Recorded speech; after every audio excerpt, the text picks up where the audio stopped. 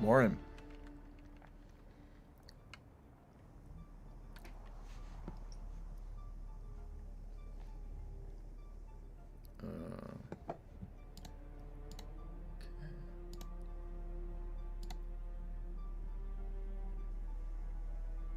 All right.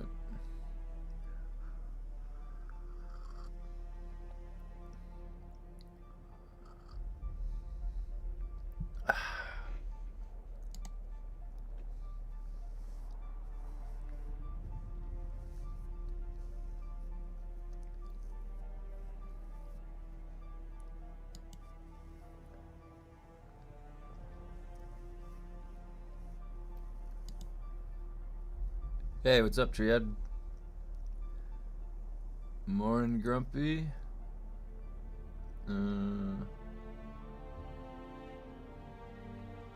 Just give me 1 second. Thought someone said yesterday there was an inbound patch today. That's what I thought somebody said. Let me see what they got here. PTR.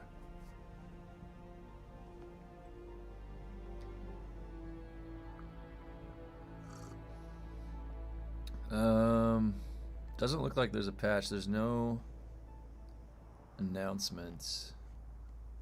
Yeah, the PTR, the PTC. There was a PTC patch? Oh. Let me see what it is. Hold on.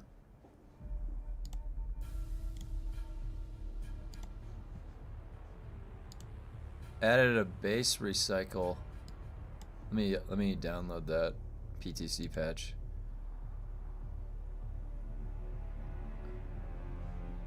Maybe I can hop on the PTR and maybe at least to see what the notes are.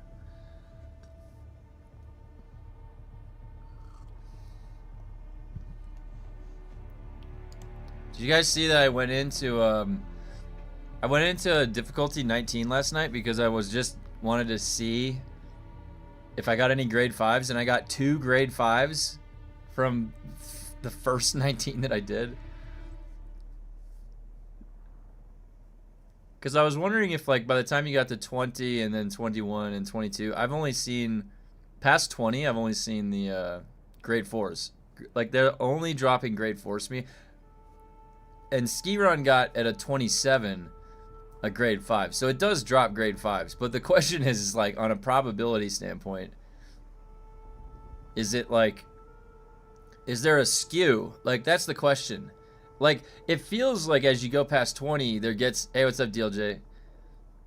Notes are pinned in the Dune Discord? Where?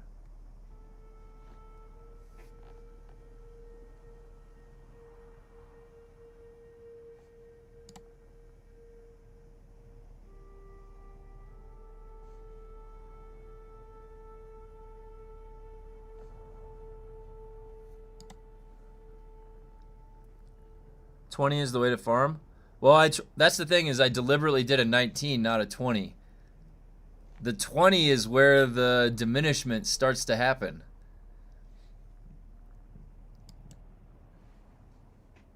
I was trying to find the sweet spot. On PTC channel, Dune official Discord. PTC... I'm in the PTC channel.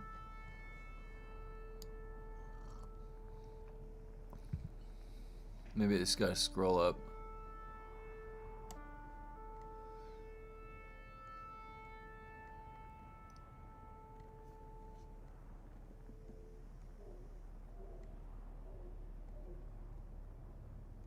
Oh, wait, I have to scroll up? Boy, it's way up here. Oh, they pinned it. That would have been smart. Okay. Can I widen that? Alright.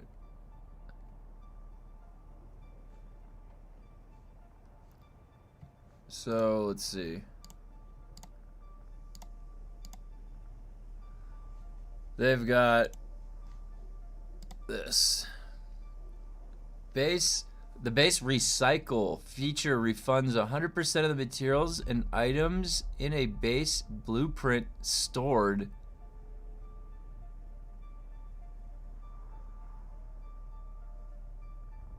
Why would you want to recycle your base? Oh, like one way to get rid of it? I feel like somebody's gonna accidentally. They've got to put some disclaimers like, "Are you sure you want to do this?" Like 2 times, you know. Was there a need for this? Did people want to like get rid of their whole base in one go? Wouldn't you be able to just? I guess okay. So maybe I could see maybe a use for that if you gotta. Hold on. There's all these there. Yeah, when there are so many other things to work on. I feel like this is a big programming feat too. Just like the base backup tool is probably a pretty big programming feat. Like, dude, work on some new content. Don't work on a base recycle feature. Who cares about that? You're gonna get somebody to accidentally delete their base. That's what that's gonna do. To me, that's just gonna introduce more potential like bugs for like what? When did this who asked for that? Who did one person ask for that? Sounds like an exploit waiting to happen. Yeah. Recycled base storage items and resources will appear in additional tab in the subfief console or in any storage container called reserve.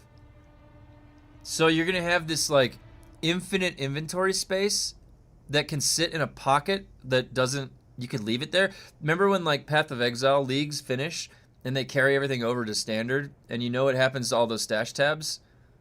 Is it like that? Because you can just leave those there, but then they have like a, I think they can sit there infinitely in Path of Exile. Is that, where are they like storing that? Okay, so items can be moved from the reserve to other, okay, but no item can be added to the reserve. Yeah, of course. That goes without saying. The reserve cannot be accessed in deep desert. Wait.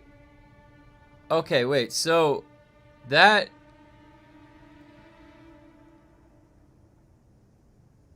but why wouldn't you just back the base up and move it somewhere else and then put it there? Like why are you?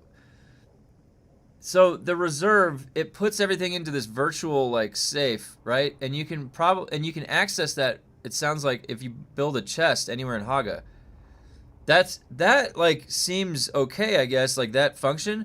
But when are you ever going to run into that where you need that? So I would rather delete my entire base and put it in a virtual, and all the things in the chest in a virtual storage chest, then go relocate and rebuild a chest somewhere and start putting things out of there in there. Like, what's the point of having that extra feature? I don't understand. You could, well, any of the 3 backup bases in your tool, you can crush down to like recycle, and then there's a reserve tab, like when you're in storage, right?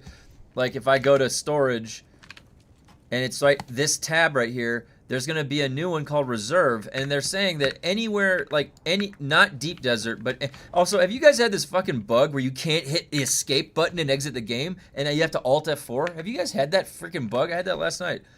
So, but yeah, they're saying that if you recycle a base, all of the contents of the chests go to a reserve tab, and you can move that in from wherever. So, but what?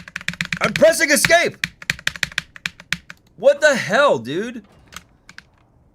What is with this game? I literally can't press escape sometimes. Oh my god, we're off to a good start today, guys. We're off to a good start. We're getting me rolling. We're getting me rolling today already. I can feel it. I can feel it, Funcom. All right, let me take a look at what else we got here. No repair from tomorrow. Wait, what do you mean? Oh, patch announcement?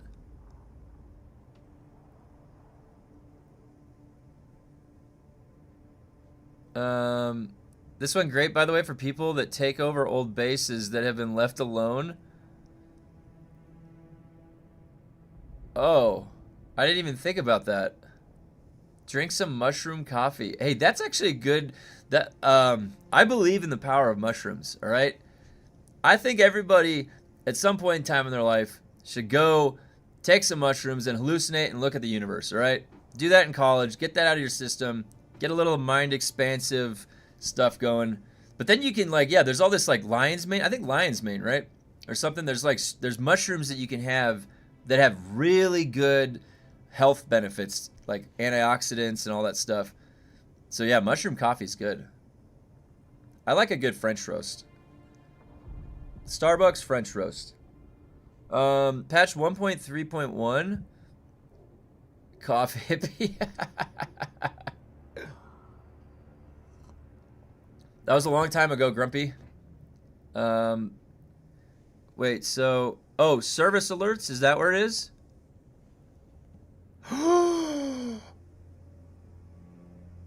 Oh my god, guys. That means PTR patch tomorrow. Oh my gosh.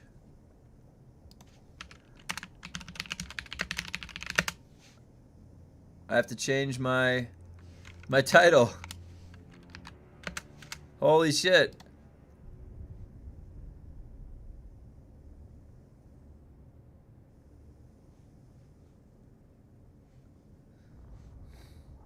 Wow. Tastes like dirt, but good for you. That's the way it always goes, right? It comes from the earth.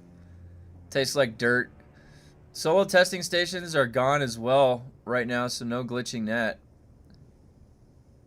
Wait, they're gone right now? What happened? Is it down? That's the patch.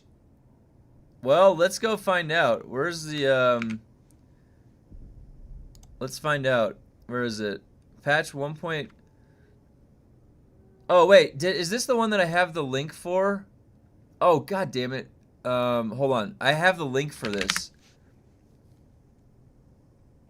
Hold on. I have to pull it up in, it was the other stream.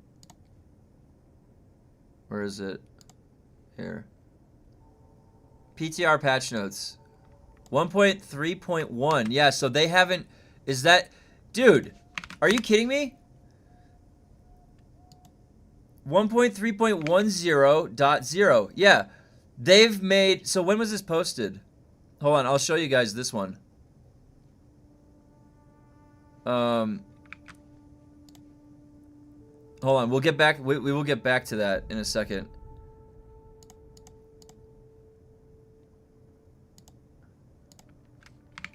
Alright, and let me link this. Sector weather alert. A large sandstorm is approaching. Okay. Yeah, server merge is delayed. The recycled stuff from the chest, it says, goes into the, Wait, let me...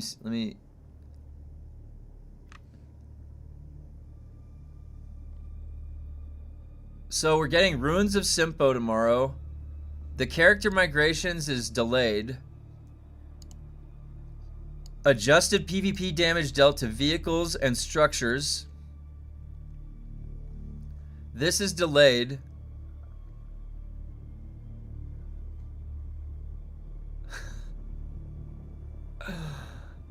What are we getting tomorrow? On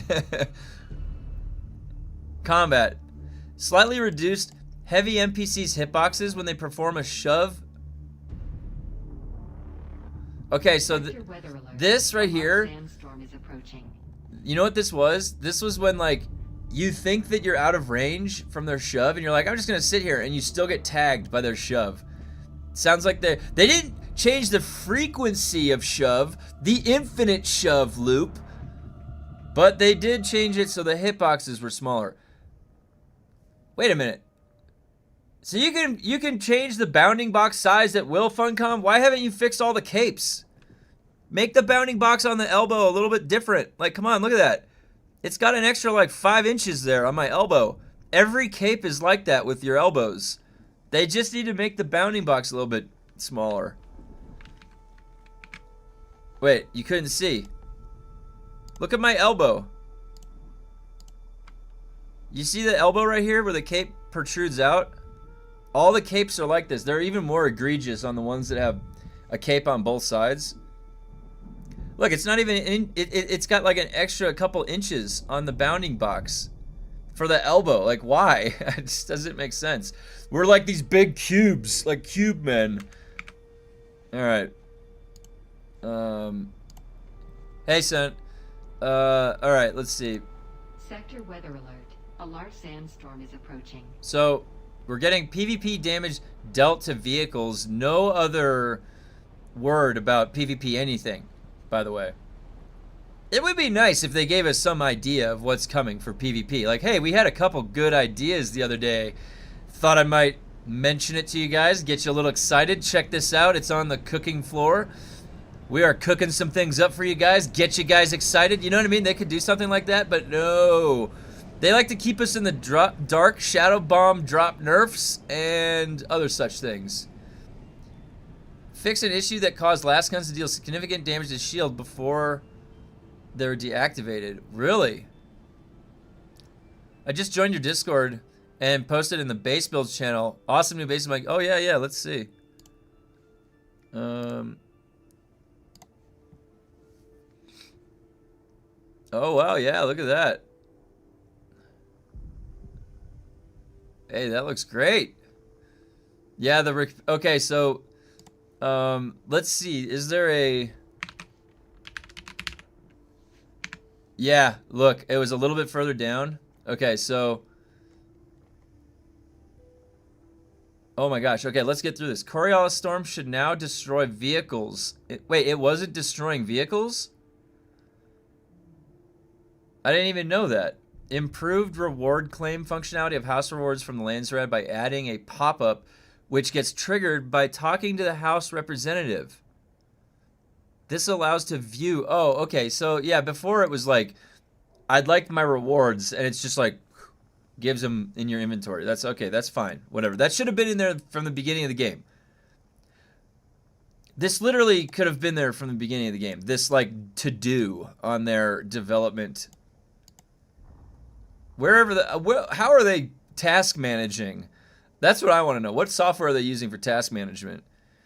Change Landsrad end time to be 5 minutes before the Coriolis state, so that there is almost no downtime to when the Landsrad mission can be played.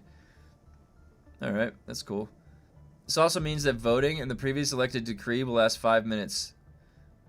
Somebody, by the way, I voted for the melee decree. And we got the range decree. Somebody outvoted me on the range decree. I'm so upset. We don't have the... Like, what am I going to do with the freaking range decree? I don't give a shit about ranged weapons. I want to stab things with my melee weapon. Alright. Like, how boring, you guys. Why the hell did you vote for ranged? Oh my god. Vote for melee for one goddamn time. Just once. Let's go sword fight out there. You know it makes the bosses shoot stronger too, right? I'm so glad you like... No! Let me melee Lemminger more. Alright, added a new... this is delayed. The Ambition Scattergun now has a proper description. Solid win there, guys. I'm glad we added that one in there finally. Microsoft Word underlined a word and we corrected that word. Good one. I'm glad you included that in the patch notes, that your spelling correct. Your spelling check works. Added space between map, point of interest tracking button, and party recommended text. Which means... Blue, you asshole. I voted with so much power yesterday. Did you see what the melee was voted at? That was me. I was trying to get the freaking melee vote in. No, it's not. It's all there is. All I'm doing is stabbing things. I don't shoot my gun at all. You're boring. All right. What was this one? Space between map. Oh, okay. Updated UI visuals of the base reconstruction tool to more precisely match the build UI. Um, when reaching max faction rank, the mission report pop-up will now display max instead of the...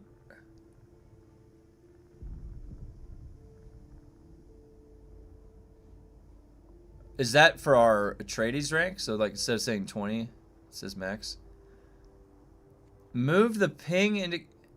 What are these changes? Someone else voted for it too. No, I know, it's fine. There was other people. It was by the time I voted one, like it was like 300 and something thousand range. I dropped my vote, which was like 10K above the ranged vote, and then that was early in the morning. I probably should have waited. You know what I should have done? I should have waited and dropped that bomb. That's what I'm gonna do next time, you guys. I'm gonna reserve all of the voting power to the very end, and then I'm gonna vote at like 11:59 p.m. All right.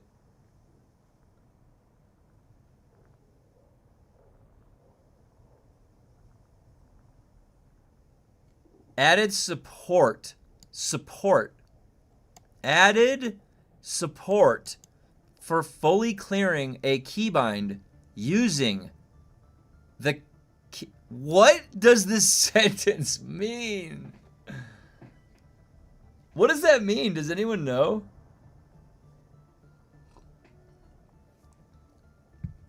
Added support. Added support for fully clear. Like, what does that even mean? Like, you can now clear a keybind. Added warning message when using the vehicle relocation mode for can't relocate a vehicle. Okay. You can unbind a key. Yeah, that's the right way to say it. Right there, super. Updated Landsrat help up. Yes, you can. You are changing keybinds. It can get messy. Oh, so it's like a reset all button then. That's easier to say. Escape. Okay, so added support for fully clearing a keybind, but then using the keybinds. That was what was throwing me off right there. Okay, so it means their keybinds didn't work.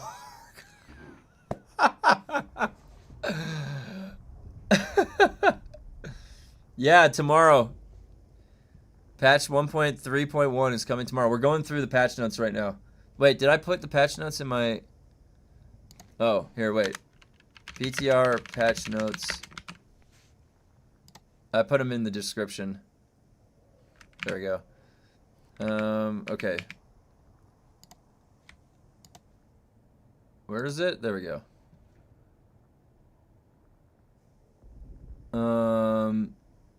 Okay.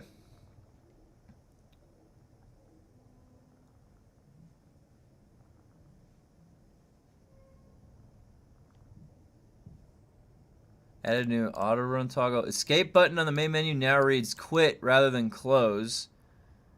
Okay. The survey panel is now hidden on the map. When a player views the full screen map on the overland and a party member is on the map they do not know of yet, the marker with the question mark symbol now appear on the map location would be. Wait, let me see what you said. Kevin, talk to him about how game-changing the elimination of the rapier glitch. Oh, repair glitch is going to be. Will this reduce the player base? Oh. Yeah. So, for the repair glitch,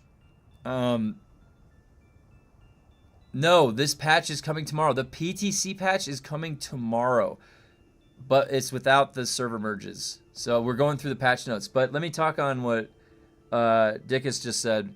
So the repair glitch, and I can make a video about this probably later tonight if you wanted me to, but if anybody remembers that there was what it was like before the last time they fixed the repair glitch.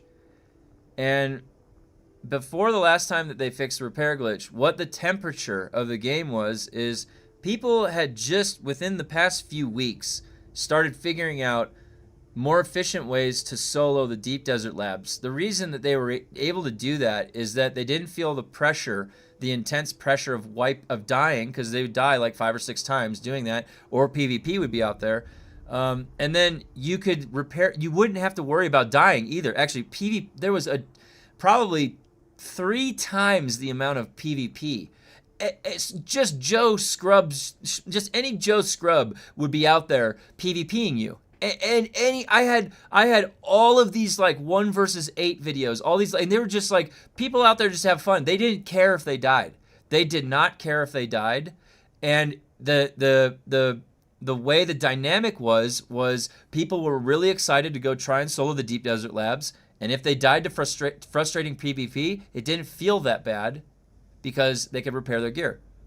And I'm telling you, I was immersed in that whole system. So, and when they fixed that repair glitch, you literally saw, and I would even argue more than half the player base immediately stopped PvPing, stopped going out to the deep desert labs to solo. Only a few handful of the hardcore people stayed doing that. So it just dead stopped. And from that, you probably had a large number that stopped playing. So yeah, absolutely. They're just not understanding that in order to engage with difficult content, which people want to do, you want to always be compelled to wear your best gear, because that's the achievement that you're going. There's not many achievements to get in this game to work for. So getting the gear, the best gear, is like the only one that you have in front of you that you're working towards. So a system that caters to wanting to shelf that best gear all the time and wear down your shitty gear, that's a bad system. I've said that from the very beginning. It's not a good, it's like, where would you ever see that in another game that's successful? That you've said, I had a lot of fun engaging with that system. So, if they want to die on this ship, the ship is going to be like beached before you know it. They're going to get the same thing that happened again. They're going to get a bunch of people coming in from the movie, and there's going to be a bunch of disappointment in the first month, and everybody's just going to leave the game. Oh my god, I'm getting this purple item and it's not permanent. It's going to be gone forever, and I can only make one with one blueprint. I have to farm this rare blueprint over and over again. Funcom, that's a shitty ass gameplay loop. Holy shit, we've been saying it from the beginning. But it's like their main thing. It's like, that's like their main idea. It's like in the whole game. That's why I was saying that a solution might be to let blueprints combine. You could even put that in as one of the crafting talents or something. Just, you can combine blueprints now. Make it the 5th level of crafting. You can now combine your old blueprints together at a 5-to-1 ratio or a 10-to-1 ratio. 5-to-1 would be fair, I would say. Because think about it, it's going to be exponentially growing. You have 5 carrying into 1, and then you need 5, so it's 5 times 5. It's powers of 5, basically. So that's a lot of blueprints to get up to a grade 5. You basically will never get to a grade 5. But you could, because it's a pathway in there. They're going to beach their whale. Yeah, I think they are, dude. The problem is that in order to get the second blueprint, you have to destroy the first blueprint weapon. That's the thing, is that it's not a gameplay loop.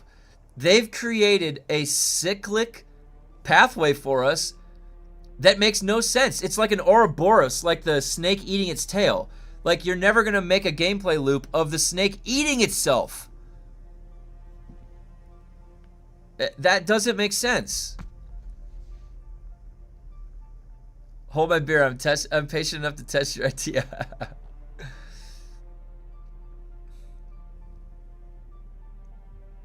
Yeah, re-roll your augments today. Yeah, I mean, there's not going to be any other opportunity to do it.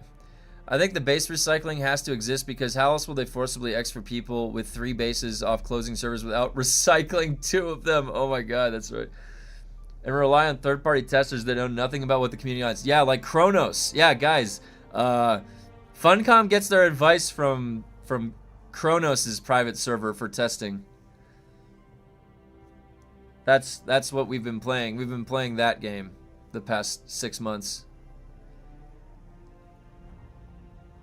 They sat around in their conference room laughing about the gameplay loop, thinking people would never escape it, could never escape it. And then we kept breaking their game. They're like, we hate this gameplay loop. We figure out a way to repair our gear. We figure out a way to dupe all the items. We figure out a way to dupe Solari. They can't stop us from from getting what we need in the game. They're gonna make another change, and then we're gonna figure out some other way to repair the gear in some weird roundabout McDonald's commercial where it's like Michael Jordan and Larry Bird calling the bouncing basketball off the shots, off the wall, off the thing.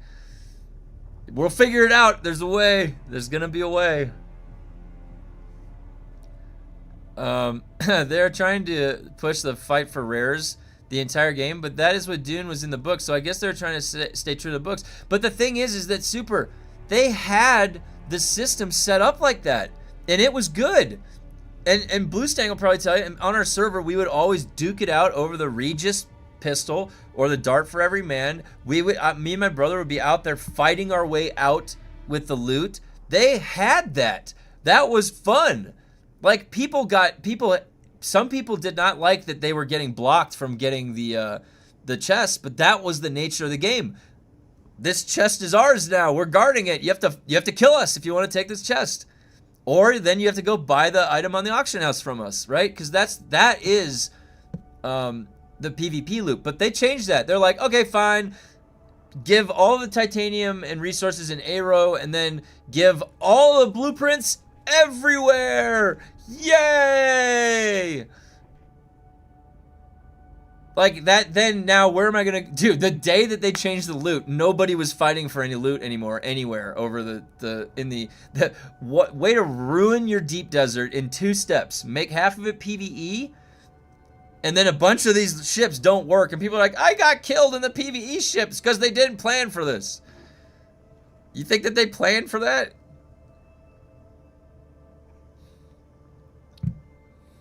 And 2, spread the loot out like that. The instance loot. That was so stupid, dude. Like, where are we now? Like, with the instance loot.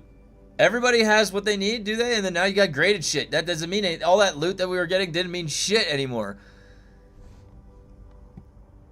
They literally, like, honestly, they had a good melee system. Fuck that. Let's nerf Crippling Strike and Suspensor Blast. They had a good Deep Desert system. Fuck that. Let's undo all the good work we did. Let's make half of it not make sense in PvE, and then let's fucking spread the loot out everywhere. Yeah!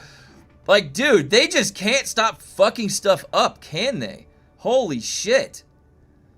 Stop! Who's doing that? Like, the original ideas actually made sense to the Dune universe. Like, why don't you build off those ideas? Just stop meddling with the original design! The original design was fine!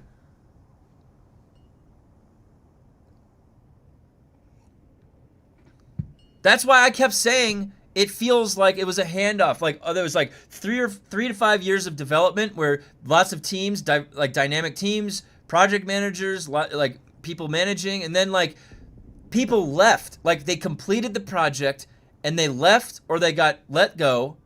And then there was the handoff permanent team at Funcom or something, and who knows if they were working with the development directly. But dude, why would you go back against original design? And so many of them, so many of these original design ideas, they went back against and undid. And every time they did, they would break the system. So it's like that they were making changes without understanding why that they were created in the first place. Blame Kronos. There's no risk versus reward in this game anymore except large ring mouths. That's it. Yeah. That's it. They removed so many of the things for us to do that people have to resort to. They get bored, and now people are going and fighting in PvE areas and shit. It's like they didn't leave anyone much to do, though. You can't blame people. What else is there to do? The PvP sandbox, like, when we watch like Peaky Sith Lords clips, those are really fun to watch. It's very dynamic. Now imagine if every time there was a corpse, he looted like a dog tag or something like that, or you know, something in the Dune universe. He looted it off their corpse, and then there's a smuggler vendor hidden, and it rotates each week. You gotta find it in the like Zur from Destiny 2, and then you go buy some new rare PvP shit from a vendor in the deep desert. And then now, and like some cool skins for you. Like then you've got a loop. Then you, like that's the very basic, like, loop you can make, right? And they can't even put something like that in for the deep. It's so easy to like put something like that in. But no, they're gonna give us the base recycle tool. What an innovative feat! Everybody asks for this. It's fresh off the press. There's also large groups of griefers hanging up one solo like me last year. They should have made it possible or forced area for ground PvP, but in DD griefer, yeah, it's if they had sections where the worm wasn't active, that would be perfect for ground combat. A lot of the combat that I liked having fun with, I barely ever went into rocket thopter combat. I think the only time was once when I was running defense for my brother. But every single time that I would get in PvP, it was inside the lab or outside the lab. That was it.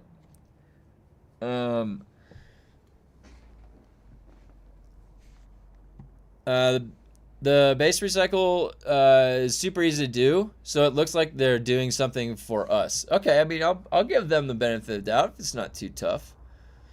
Doesn't take too long. Let's get back to seeing what let's see what the rest of the stuff is that's coming tomorrow. Recycling should be more like a slot machine. You get all the mats and blueprints back. You just go, or you just get the scrap. Yeah, that could work.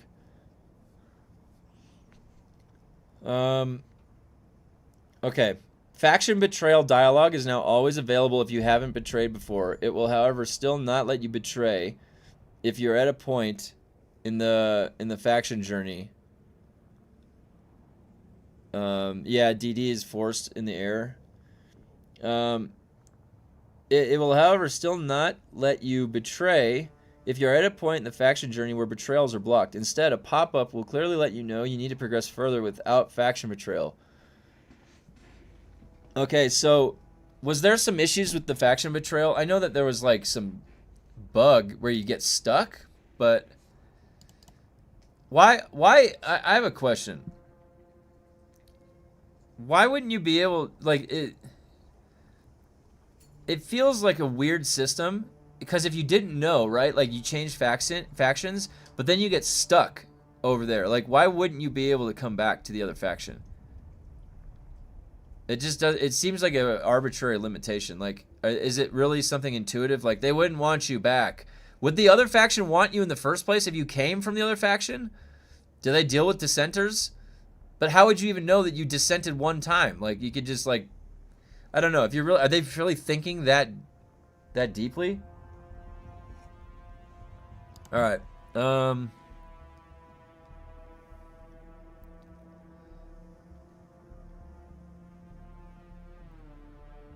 The betrayal warning pop-up text has been tweaked to make it more explicitly clear. Oh, about the consequences. That's good. I mean, that's good. Faction chat is now available. Oh, on the Overland map. Hey, good. It could be it would be cool if you could be a double agent for both factions. That'd be cool. I'd be interested in that. Added Landsrat house script to the level and currency info button. Okay.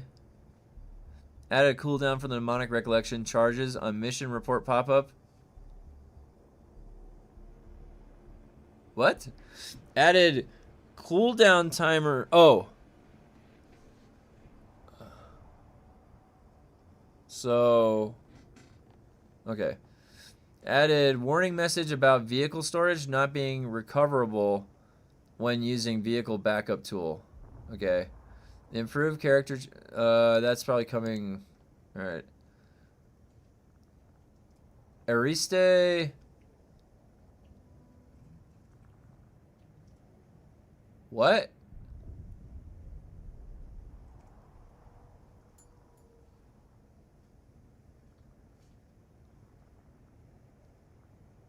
Okay. Chapter 3 bosses now have audio for their taunt and phase changes animations. Client crashes. Oh my god. Did you ever have this happen where like the items would start disappearing and then you would like move an item in your inventory and it would just like pull it out of the chest and reappear? CPU and rendering performances. Added some address some instances where moving around the map cause FPS spikes. That could be good. That could be good. Fixed an issue causing mission failure timers to start at the beginning of the player reconnected.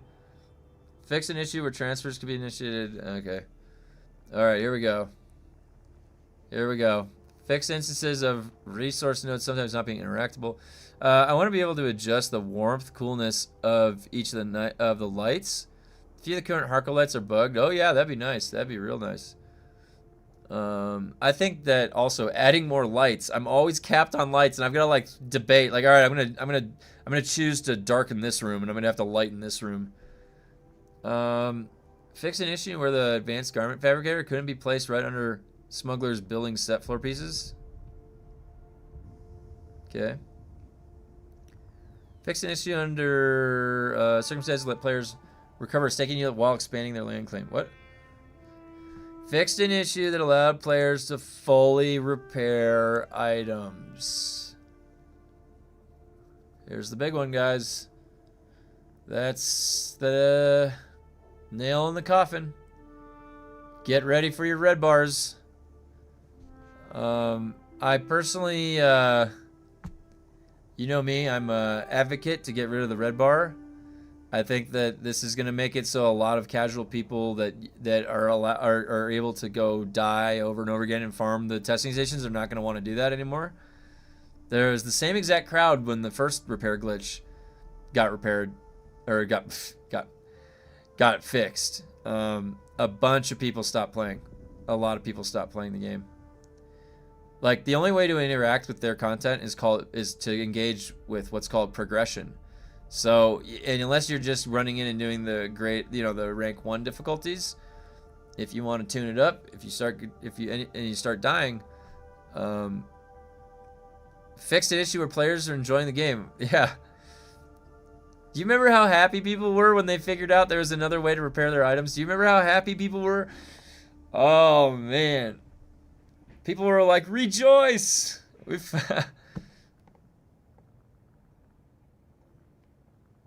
The protective coating shouldn't count as an augment.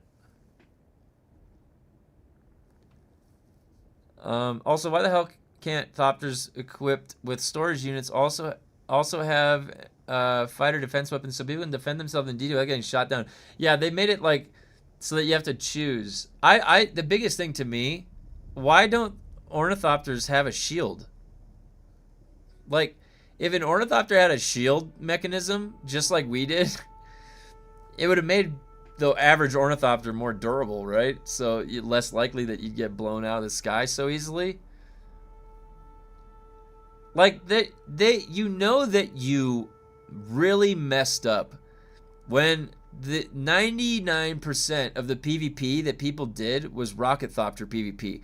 You had 200 levels of talent trees and skill trees, and not even one skill tree that's like Thopter Pilot.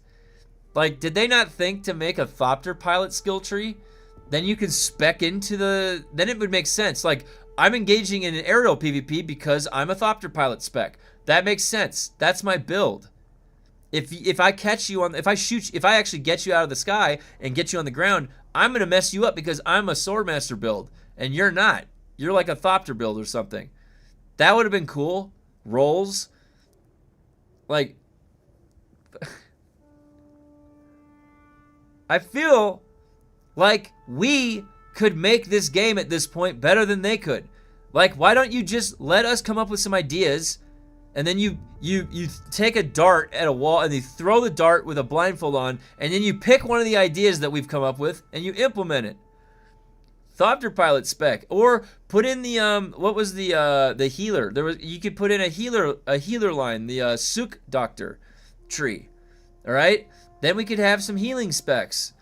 Put in make the actual freaking trooper tree a heavy tank build setup.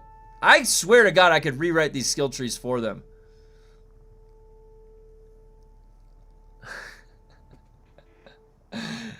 I'm about to burst. They can put in an advanced repair station that deletes the red, but costs a... I agree. I would gladly pay more resources to fully repair that like double or something, right? Or more, like, that would make sense. Or, but no, they just see, like, they're speaking. They must be speaking to the red bar from a conceptual level, and not an actual, like, I've played the game. So where's the dev? Like, yeah, I've played the game for a couple hundred hours now. It doesn't really feel that good. Is there even one dev that can say that? Is there even one community? Do any of the community managers play this game? Like, don't community managers usually have to play the game so they know what the fuck they're talking about?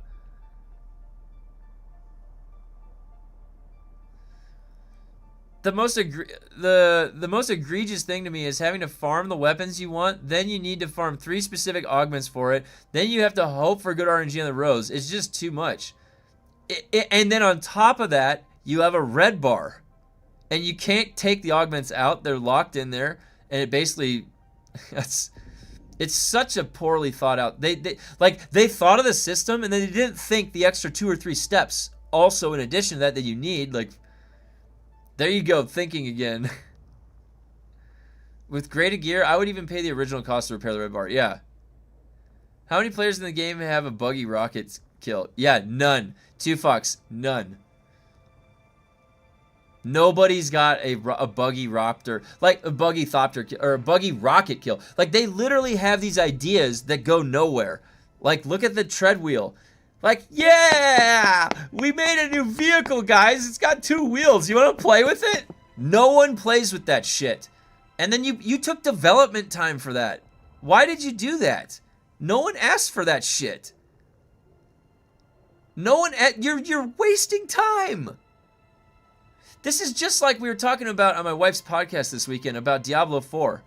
Diablo 4 keeps copying like the same exact shit from the previous season, but they spend all this development time reskinning it. It's like one season you had these vampire powers. The next season you have the Herodric powers. They're literally the same shit. They just have different colors and different like visual. It's not, they're spending all of their work day, 8 hours of development day, 5 days a week, working on fake stuff just to work on stuff. They're not coming up with new innovative thought like ideas because it's actually easier and less development time to take something that was already made and just reskin it. To come up with the actual concept is an extra bracket of development time before technical development starts. And honestly, it takes a creative. It takes like a creative thinking about new innovative things.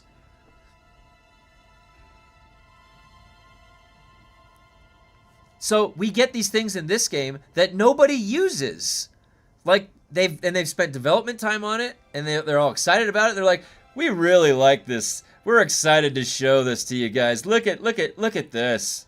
And we get our hands on it, and we're riding this 2 freaking double wheel thing, and it's like a gyroscopic nightmare. I'm just pressing forward, and it's like this. I'm pressing forward.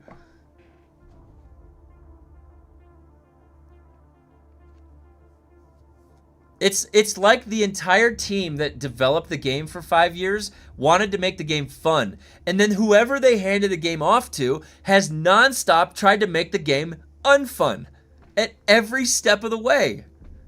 I don't understand it. I got buggy rocket killed in PvP. Section Aero wreck was an ambush. Wait, Contrador, hold on. That's the only time I've ever heard a story like that. That is such a good story. Wait, I got buggy rocket killed in a PvP section of Aero wreck. How did they set that up? Were they waiting there all day?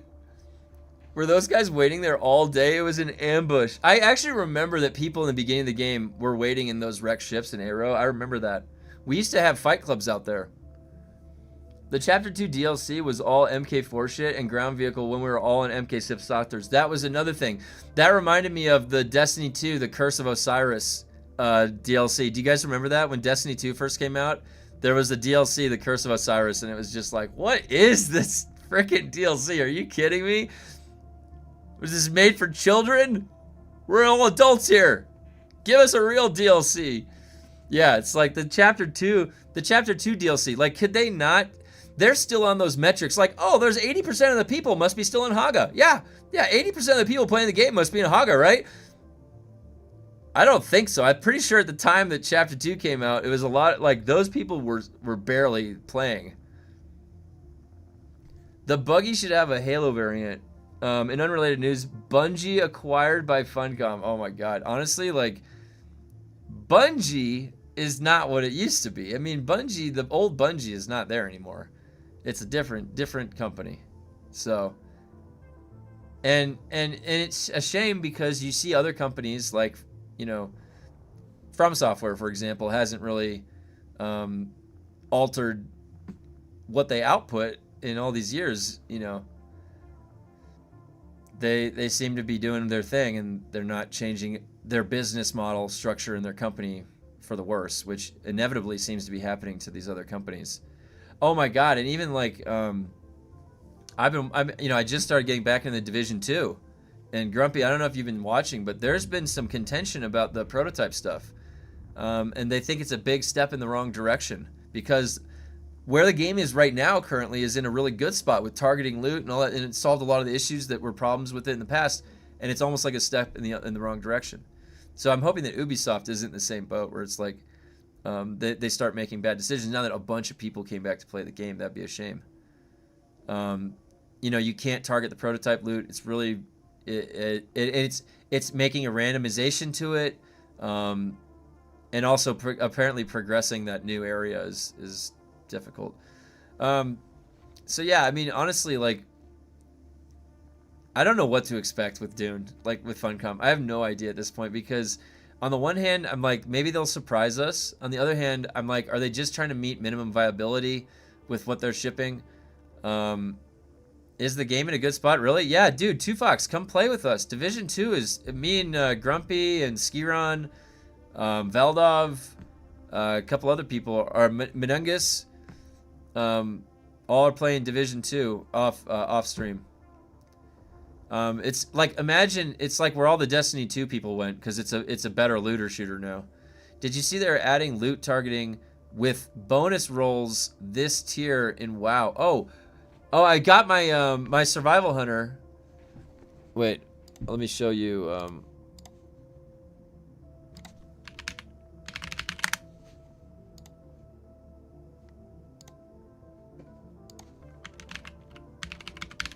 I did some rated battlegrounds. Oh, you were talking Dune? Oh, my bad. So I did rated battlegrounds. I've got my first piece of the tier PvP gear. I made the two proc rings for PvP, and I've got this. And I think I'm making the cloak. I gotta see. But what did I get up to the RBG? Honor. My honor rank is 230. I'm almost at that 250 mount. 1465. I got up to. I only did it to cap out the conquest though. Okay.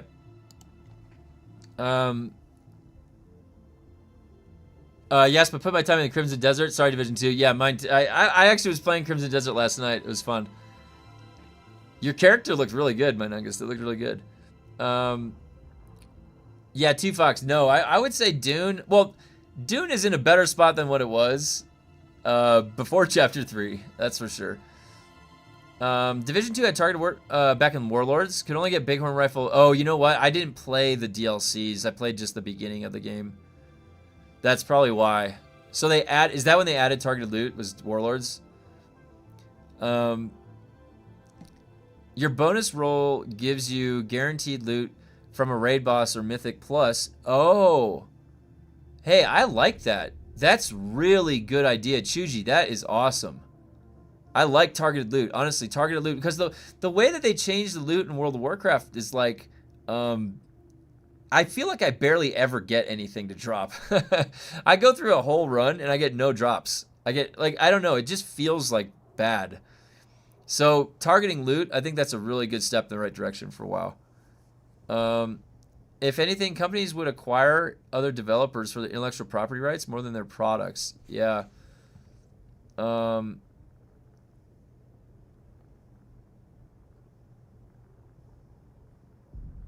Yeah, Manungus said Chapter 2 is a good example. The stations were there were cool, but did anyone ever go there after? No. I mean, that's pretty much... That is the crux of it. The Dinar system was the targeting system before, but you could only pick 3 items per season. Oh, okay. I gotcha. All right. Let's see what we got here. The corpses of Cassian and Leon in the Blushing Caverns OLM applications can no longer be picked. Is that where I got that corpse body the other day? Remember that? I was like, where did I get a corpse? I had a corpse.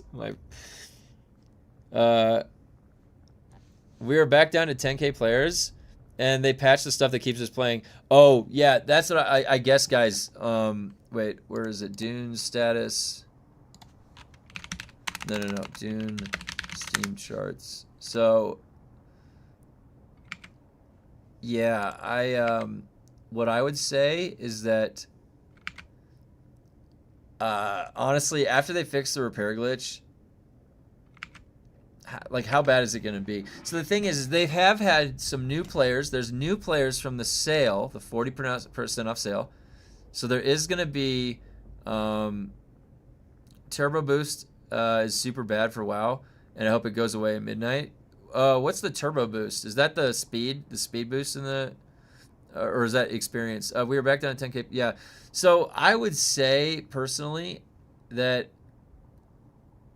after they fix the repair glitch, in the next few days, once people realize, like, how bad it feels, you're going to see... And it's not even the casual players. The casual players that just started playing the game are not impacted by the repair glitch. It's going to be a lot of the veteran players that are tired of it. PvP only makes sense if the repair glitch works. Yeah, even with 2%, like, you die over and over again. Hey. Oh yeah, I wonder how you got that. Yeah, I know, it's a weird spot. Yeah, we're going over. There's a big patch tomorrow. So in this game, Dune, when you repair an item, you generate this red bar. It's permanent. So like eventually your weapon that's hard to find and very rare will permanently break, and it's gone forever. And it's a system in this game that in their other game, Conan Exiles, you can fully repair that red bar. This is still a red bar, but you can fully repair it. So in this game, it makes absolutely no sense to give us item non-permanence like this. I know, sorry. So there is a glitch that you put your items in one of the chests, and then you delete or disassemble the chest, and they drop on the ground. You pick them up and you log out, and you log back in, and they're fully repaired without the red bar. Like the players, we found a way around the red bar, and this is the second time that they're going to fix this. And then the discussion right now is that there's going to be a large amount of players that just completely stop playing the game because they've added in infinite, up to a difficulty 100 that progresses up to like 20 times damage of the mobs. Like you're getting one shot. Right. So progression, if you're soloing or you're grouping, is going to require a lot of deaths. It's just they added in a scalable thing to progress to, but they still have this shitty red bar system which does not cater to progression at all. So that's the discussion that we're going through, is like they keep trying to do things that will push the player base away when they should just get rid of the fucking red bar. Like that's the brass tacks of it. So yeah, and then there'll be a third time they have to fix it because we'll figure out something else around this. Yeah.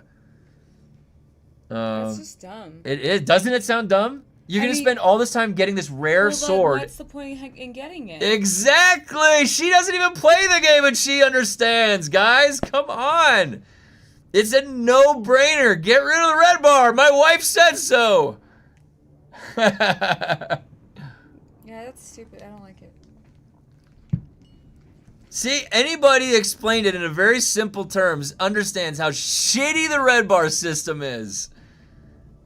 That's validation, guys. 2 points make a line, all right? 2 points make a line. Let me tell you.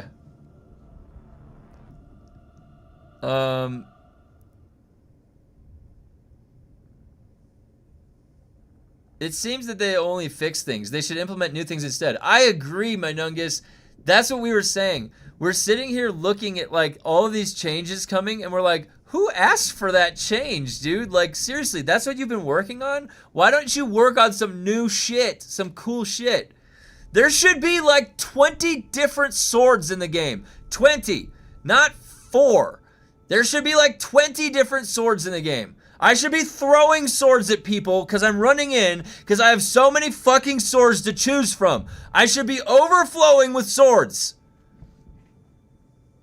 There should not be guns that shoot 20 swords at a time relative damage, all right?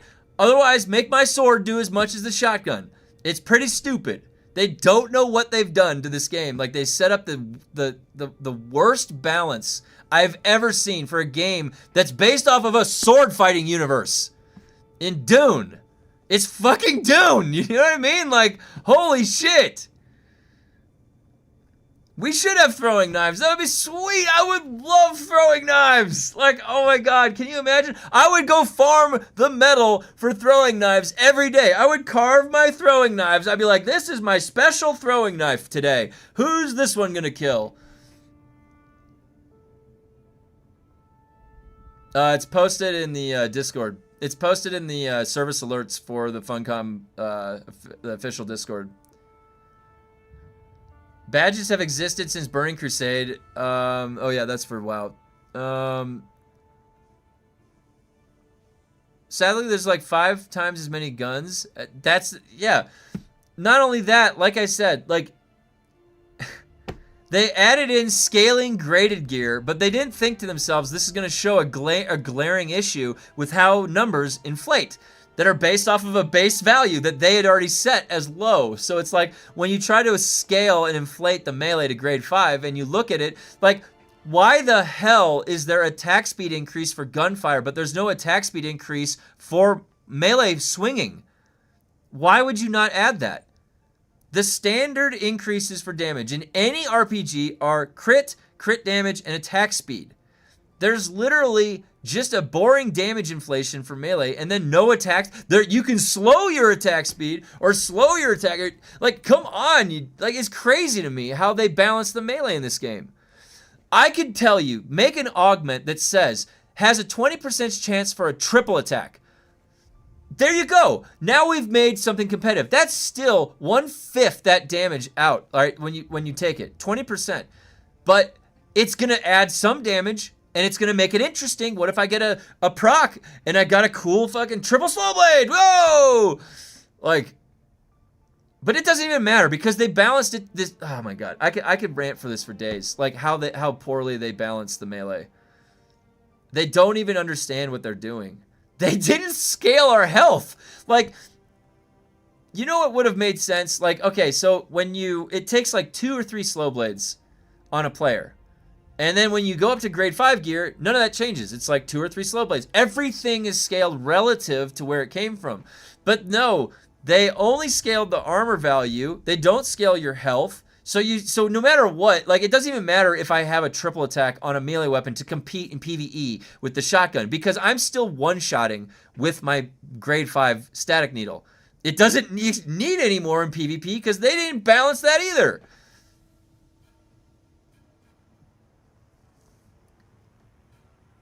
Like, dude, jacking up our attack speed on those on any of these would be so good. I'm just like, slow blade, like on the rapier. Let me do that, like, please, and make it so that I can actually stun lock a boss with melee weapon. You can do it with the range. Like, why can you stun lock at a distance? You can stun lock at a distance, but I walk up into melee range and they just shrug me off infinitely. Funcom, get rid of that fucking shrug move that the bosses have. Like, please. Like, you don't even allow for a player to design a tank build. where I can, okay, groups, like, you could have a Souk Doctor build throwing, like, healing grenades on the ground under your feet, and you've got, like, a heavy tank sitting there regenerating his shield while he's shooting with a heavy weapon, because the frickin' heavy weapon says, it regenerates shields when you fire, and that's interesting! Dude, I could literally come up with a better game for them right now on a frickin' piece of paper with crayons.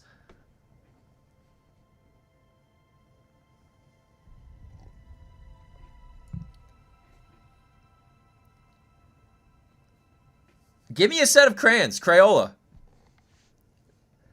I'll draw you a nice picture. It'll be a good game. Show me on the top where I touched you. I just like to reason things out of principle. And I feel that, like, we deserve better. They know how to scale poison damage. There's an augment that adds 100% poison damage to the spit dart, but they can't scale the skills apparently. Well, the thing is the poison damage, even that scaling, they're still scaling off a pretty small value, right? Actually, poison might be the one that actually works because it's not affected by armor factor. So scaling 40 damage a tick, that would then go to 80. That could definitely. You need to quit beating the bush around, Kev. I keep looping back around when I think about it too much. Tell us how you really feel. They do not know how to scale damage at all. Well, they chose to lead off with exponential scaling, guys. So I don't know if they understand where that goes, but it gets going up pretty fast, pretty quickly. So I would have chosen maybe a different type of a curve. Maybe flatten that exponential growth out a little bit. But because where are we going to go for Chapter 4, or Chapter 5, or Tier 7, or even beyond Chapter 5, if that ever exists, for progression? Is it always going to be exponentially scaling? They should have done it on, like, a non-exponential but steeper curve. The growth is just so much that you get with that. I mean, you can set up an exponential scale to be diminished by, like, flattening. But, anyways, I just don't. I'm. You know, we're gonna be headed to like 50,000 damage if they get graded. Yeah, like graded Tier 7. Tier 7 is fucked. Yeah, I think Tier 7 has to be like, dude, what are they gonna do? Are they gonna release Tier 7 and then there's Tier 7 graded gear?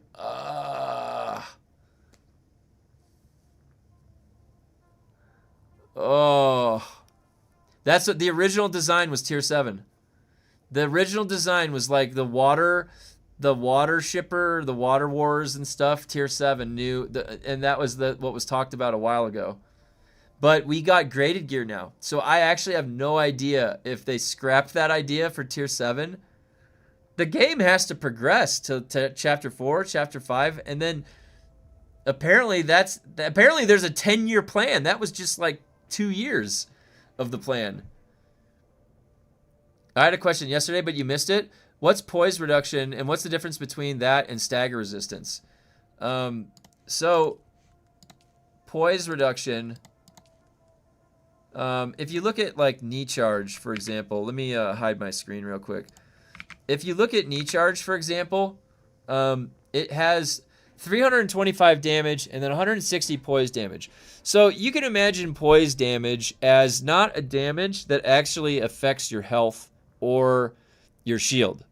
Poise damage it's an invisible stat that, imagine you've got a cup full of it, all right? You've got a certain amount of poise before it breaks. And once you do enough poise damage, you get a stagger. And if you dash out of a poise break, it's a white ghost costing 45 stamina. If you dash out of a skill lock, then it's 90 stamina, a gold ghost. So poise damage, if you start knee charging somebody over and over again, you're eventually going to break their poise, and they'll go through a stagger that the only way out of is if they dash. I don't know. Does anybody know what the threshold is for poise damage? So then you have things that reduce poise damage, And what you can imagine this, so even in like a light attack, so the easiest way is for light attacks. So for light attacks, I think it's like, it only takes three light attacks with 0 poise reduction, and it'll stagger you. If you put Prana Divinity Stability and Solid Stance on, it might go up to 5 or something like that. It goes up to like 5 attacks. So it makes it so it takes more of the poise damage to stagger you, to get through. To, like, if you sit there and let somebody light attack you, they'll light attack you 3 or 4 times, and then you'll notice like you go through that actual stagger. That actual stagger is when you've used up all your poise by the damage from the poise. It's 3 to 4 swings, yeah. So does that make sense? So poise damage, even though it's saying the word damage, it's no damage actually to you. It is an invisible damage stat that is, every character has a certain total of poise that can break. It's chipping away at that value, and then it resets, kind of like stamina. And I don't think it's recharging. Is it? Is it recharge? I don't know this actually. Does this like poise of yours replenish? Does anybody know that? Or is it waiting to break? If you get light attack 3 times and then you stop, and then you wait like 30 seconds, and then you go to like, it's a buildup, yeah. So then why didn't they show the fucking poise meter anywhere on the UI? Your shield is tied to poise though? It's so stupid that you don't have a poise bar anywhere. I know, it's really confusing to figure some of this stuff out. If your shield breaks, you stagger. That's true. That's true. That's very true. So maybe that's like an immediate, if your shield, oh my god, dude, wait, what? So it is tied to the shield, but what? That's so crazy, dude. So it is tied to your shield, but is it a separate thing? Like your shield breaks, then it causes the same effect as 0 poise. Or does shield break 0 your poise out, actually? That would be the function that they could put in. That's the same thing they're doing the other.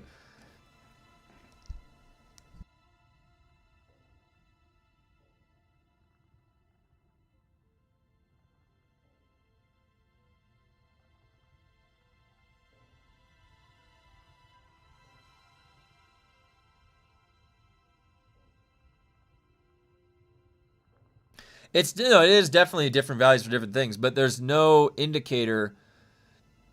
Oh, yeah, I see what you're saying. Shield break is 100% poise value, yeah. That's probably what it is. But yeah, it would be nice if there was a poise meter. Like, dude, literally on the UI,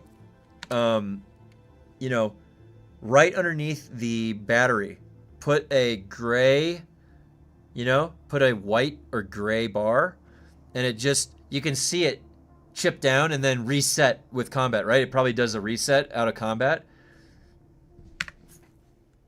That's a good enough, like, Funcom, please add a poise bar. Add a visual on the UI to indicate total poise value so we can see the damage to it which causes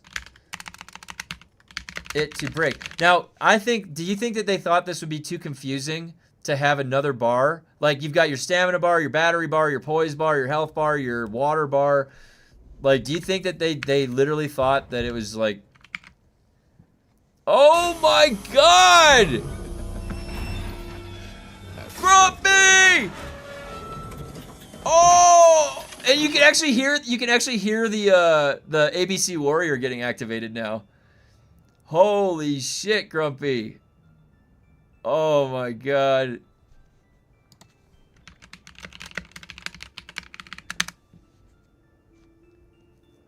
Holy shit, Grumpy. Thank you so much. You're helping keep the channel alive, dude. I'll tell you that. Wow. And I'm glad you can actually hear Rico. Do you see why I picked that clip? It's when Rico activates the ABC Warrior in Judge Dredd and he says, "Happy birthday." Do you see why that's a good one? Now stop your crying and get to work. All right. Dodged again. Oh my God, Sparkle, what the hell? Do you have it turned off? Oh my God.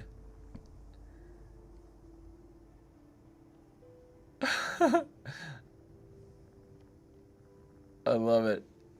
I'm still crying.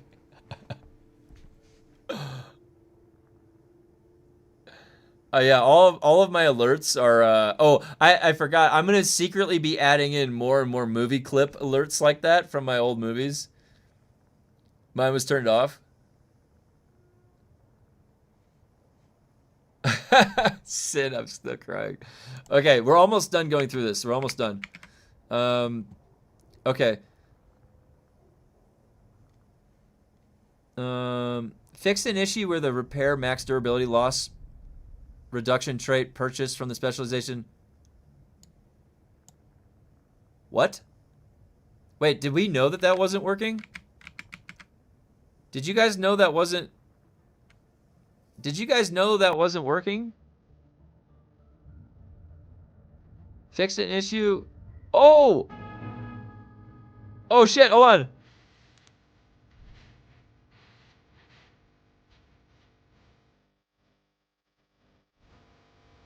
Hell yeah. And now we can actually hear the alerts now. Before, I was streaming for a month and those were muted. Those were freaking muted. I couldn't believe it. I was watching one of the VODs. I was like, wait a minute, I can't hear the Big Lebowski. What the hell? But yeah, I've got I'm gonna be adding some other ones. There's so like some of my favorite movies from the old days, the 80s. I like the movie The Thing. Maybe it wasn't the 80s. I also like Event Horizon. Those are some old school horror movies. But I love I put Judge Dredd. I've got Total Recall. I've got Back to the Future. I gotta find, I'll find some other alerts. I'll sneak them in there.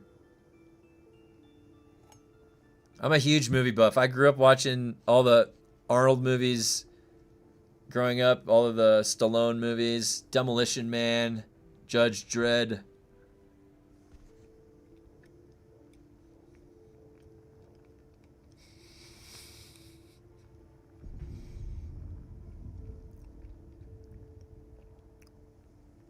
Maybe I should put this browser under the alert.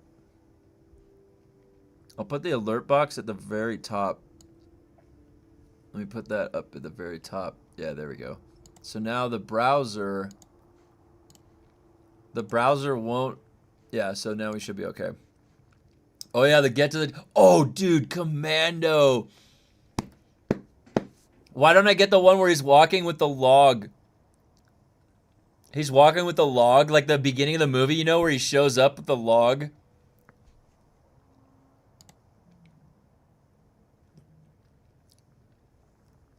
Predator.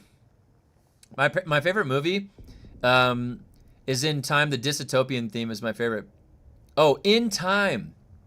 Yeah, In Time. That was with Justin Timberlake, right? I invaded the literal cheese squad in Elden Ring today. Oh, one had 2 Rivers of Blood. The second had Rivers of Blood in Moonvale, and the third had one of the craziest Magic Man. Oh my God! Did you get them? Hey, what's up, Test Games? The first movie I remember watching was Saving Private Ryan. I was 4. Wow. You started off with Saving Private Ryan when you were 4?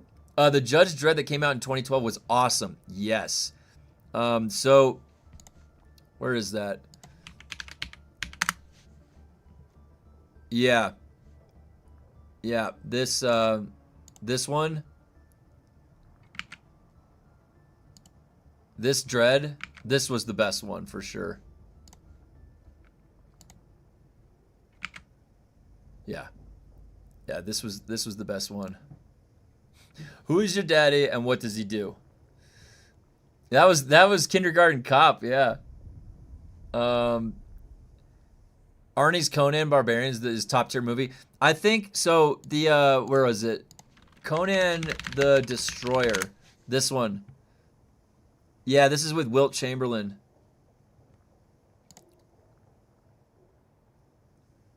This one.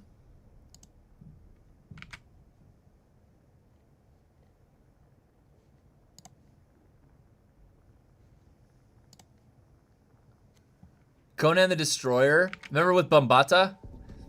That was Wilt Chamberlain. This was the best adventure one. Like the Conan the Barbarian was good because that was with James Earl Jones and the snake. Remember the snake arrow? Also movies like Elysium, Maze Runner. Elysium was great. I loved Kruger. Kruger was Sharlto Copley.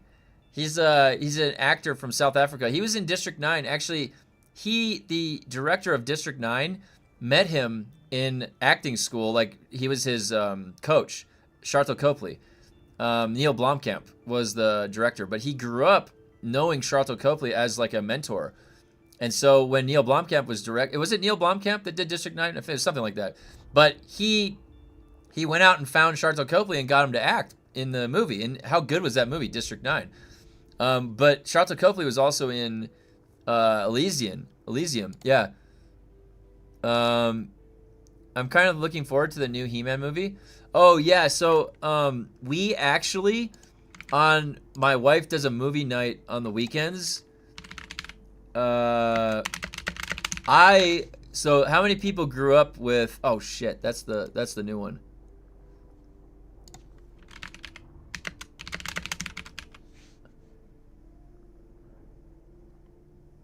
Where the hell? What?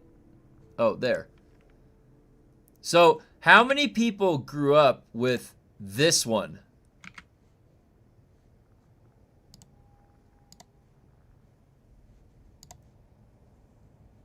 This. Remember this, guys? Masters of the Universe with Dolph Lundgren. This was the most badass He-Man. We watched this last weekend. Billy Barty is Gwildor.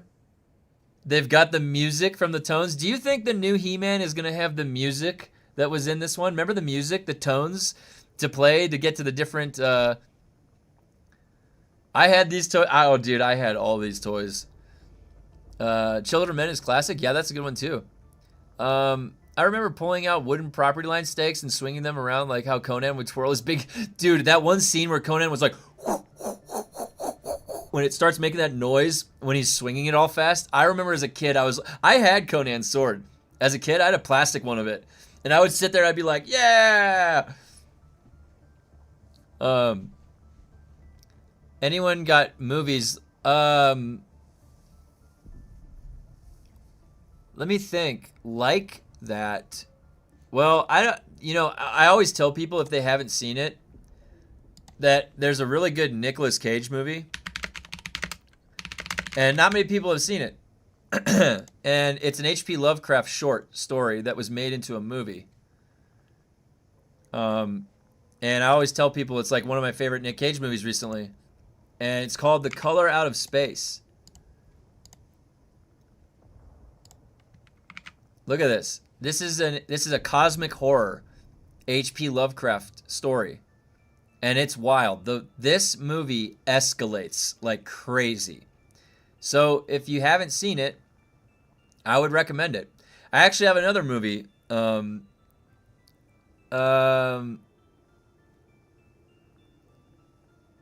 Yeah, this one's a good one. And then, hey, what's up, Cable? Wait, let me show you another one too. So I read the book of this one before I saw the movie. Or no. Maybe I read the book after, I forget. All right. This one...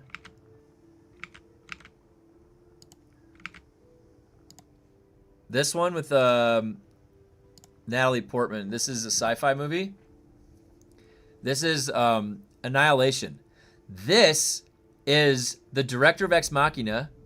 This is also the guy that is going to make the new Elden Ring movie. All right. What's his name? His name is... Hey, what's up, Veldov? Anyways, so the Annihilation, this... Where's the director? Alex Garland. This guy, Alex Garland. Yeah, Annihilation. So Annihilation was just like a really good sci-fi story. Creepy as fuck. Yeah, the soundtrack was really good. Alex Garland, so they interviewed him. They said, how do we know that you're going to be ready for the Elden Ring movie? Like, they're interviewing him about making the Elden Ring movie. And he said that he's on NG7+. And he fought Melania on NG7+. You know what I mean? Like Alex Garland is making an Elden Ring movie, and it's the dude that plays the game, and he's on NG7 Plus. So maybe we're gonna get a good game or a good movie. You know, the Elden Ring movie might be really good. I actually, and then I watched one other movie that I hadn't seen this weekend with my wife, and it was actually really, really good. Like it actually surprised me how good this movie was, because of the what's the guy's name that's in it? Jack O'Connell, is that his name?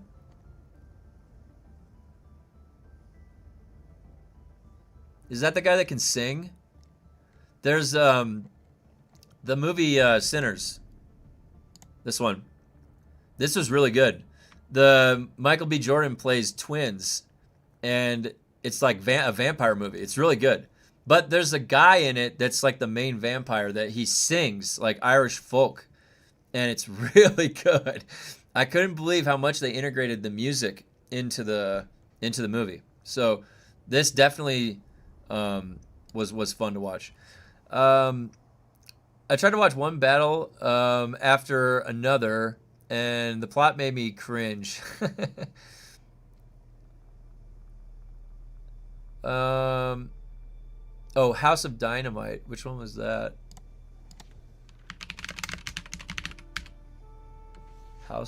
Idris Elba? A House of Dynamite. When a single... Is that an interesting story? The story is, when a single unattributed missile is launched at the United States, a race begins to determine who is responsible and how to respond.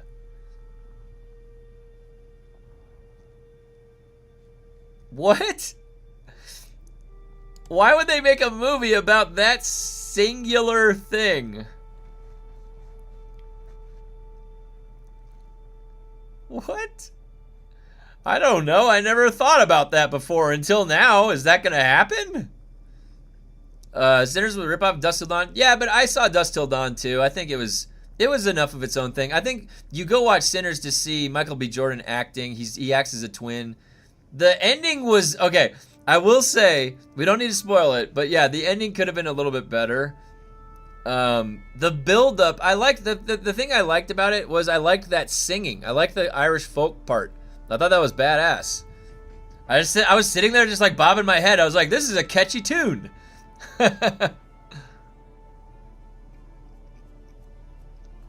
But you are right. That ending was way too like, come on guys, like I shook my head at my wife and I was like, no, come on, like not like that, like really? That's what I said to the ending of Sinners. But everything else was good. I heard there was a Matrix-like movie that came out around the same time. It was much less popular. Do you know what the title is? I don't. Let me know if you know. Did you see in the Dune Reddit a guy talking about how stutter is from too many .pack pulls per second, something like 12 times of the same? I did. So, Veldov, is there any truth to that? And then also, is that a bug? Or is that just like a way that they had set it up? An inefficient way?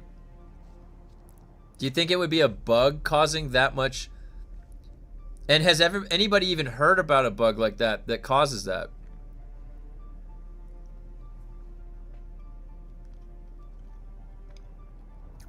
I'm a bit worried about Dune Part 3.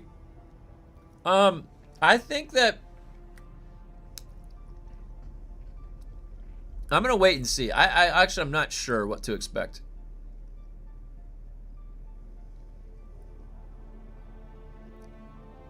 I'm not sure what to expect with the third movie. I definitely think that I'm a type of guy that you can win me over when you give me like some cool scenes. Like if there's some really epic showcase of power or some cool abilities. It looks like at the end Zendaya has got a crysknife. She's about to Bendu sprint the fuck out of there or like right up on somebody. I want to see some cool Dune shit,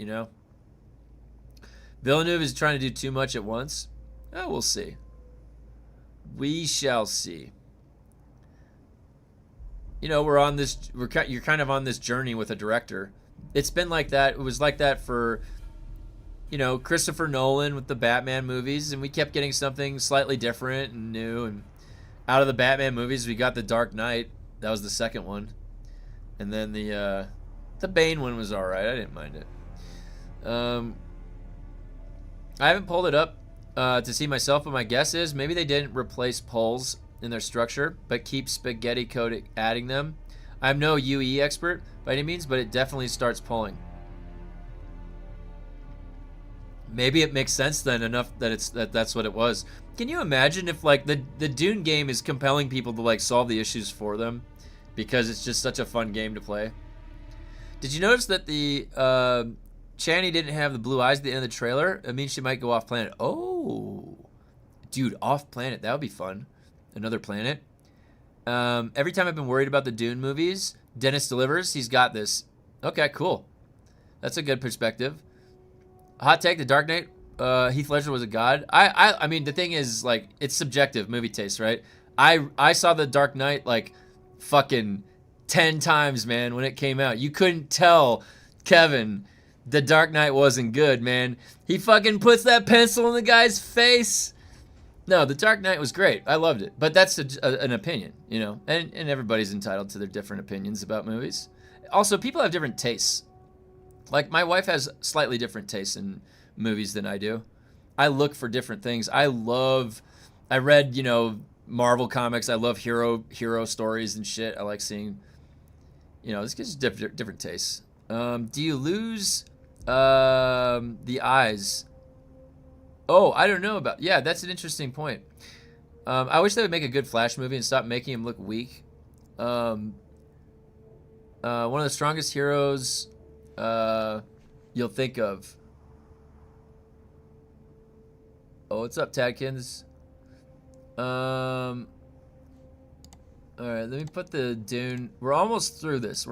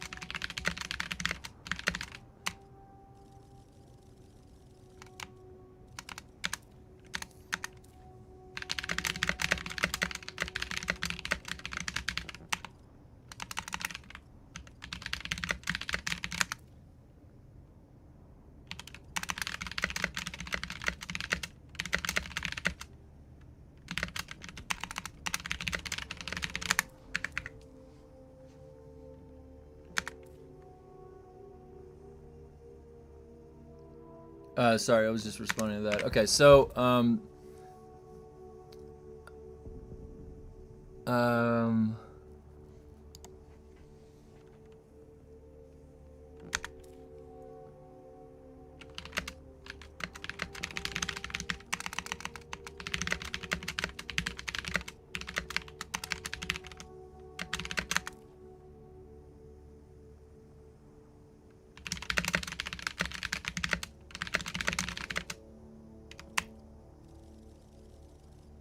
okay. Hi, what do you think about the difficulty scaling in upcoming expansions? Yeah, so what do you mean by that? Like, so is it where it's headed right now? If you want to clarify for me what you mean by that, yeah.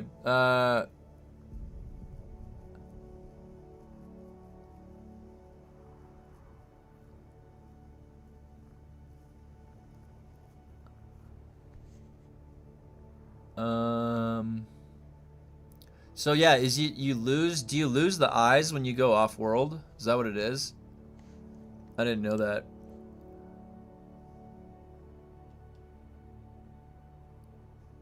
Do you think it goes up? Yeah. So what would we expect? It's a good question. I think that like what you could probably expect is the same difficulty as what they've been setting up for the chapter 3 story. I think whatever else is coming is going to be very similar to sort of like a chapter 3 story difficulty. They seem to have the same story difficulty sections. OBS acting up again.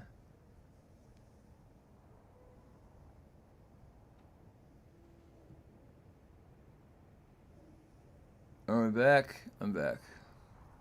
Sorry, OBS has been weird the past few days. I don't know what's going on with it. It seems to lag every once in a while. Yeah. Hey, what's up, Ned? Okay, so let me.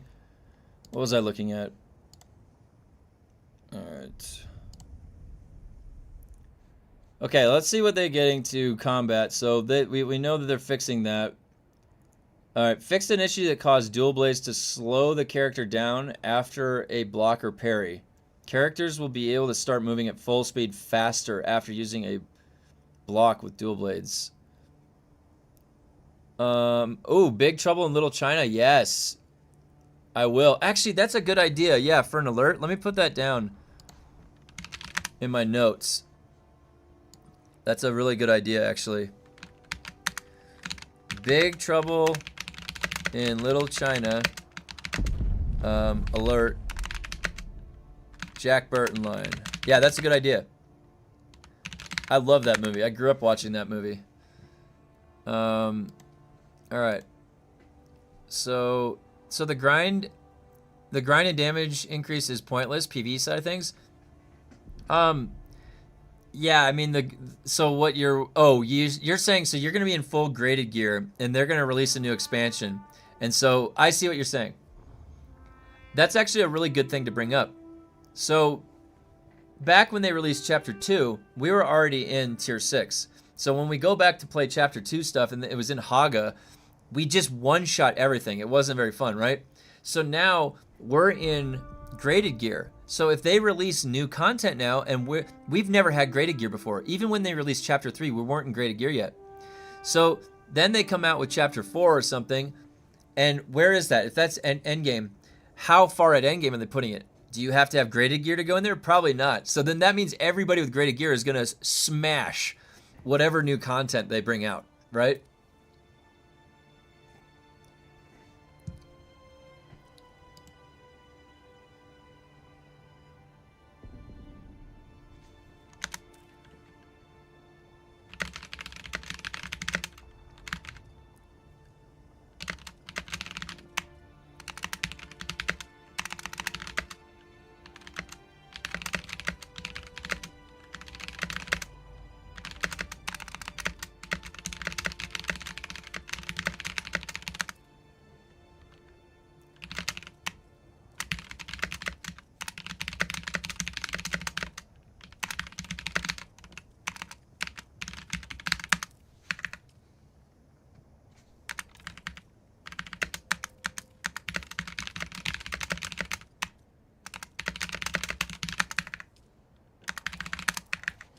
Oh, sweet. Tadkins. Okay. Tadkins is here. I was talking to Tadkins.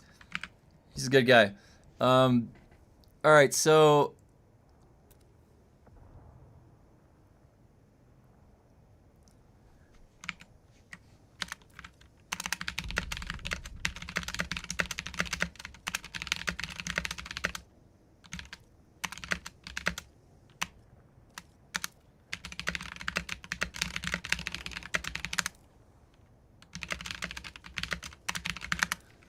okay, so if it's instance, they can scale difficulty to your gear. Oh, interesting. Interesting. Can they pull that off? Yeah, like scaling like that. I wonder. Need new types of enemies. They gave us, dude. You know what's funny? They gave us this like suboid. That's the new type of enemy, the suboid, and they are like miniature lemongers. They have this dash range of swing from across the room.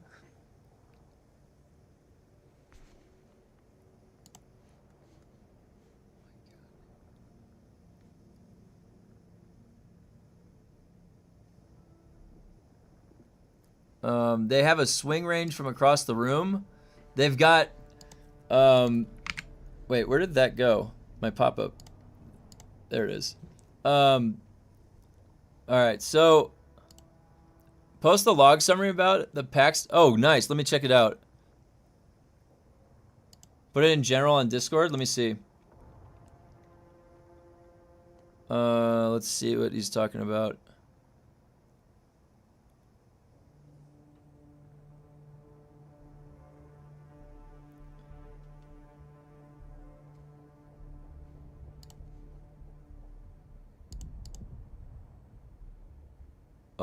Let's switch that to Discord.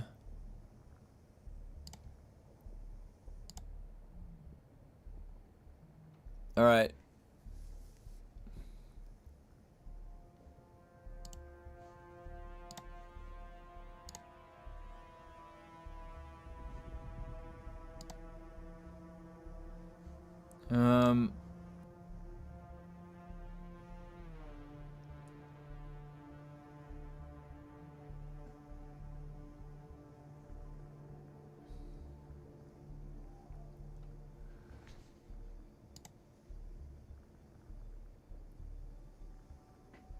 Okay, so let's take a look.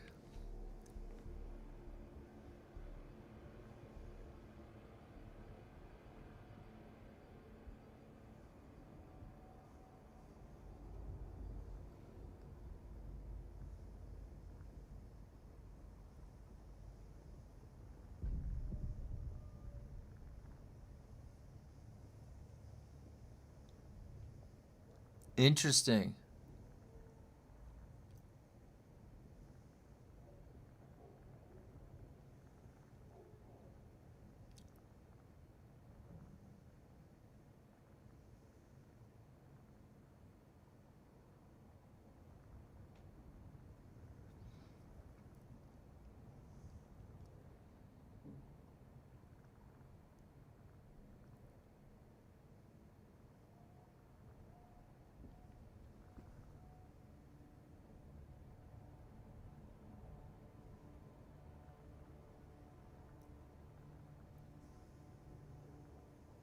So Veldov, what is the? Oh my, that's the same here. So Veldov,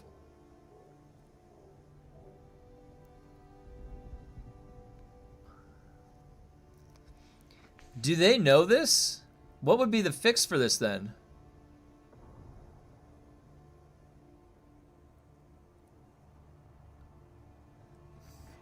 What do you think would be the fix for this?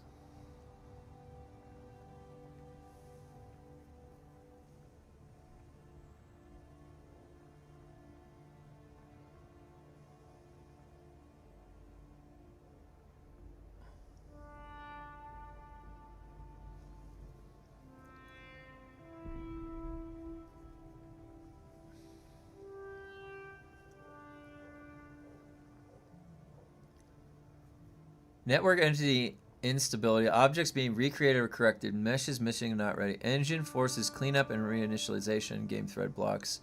Visible stutter.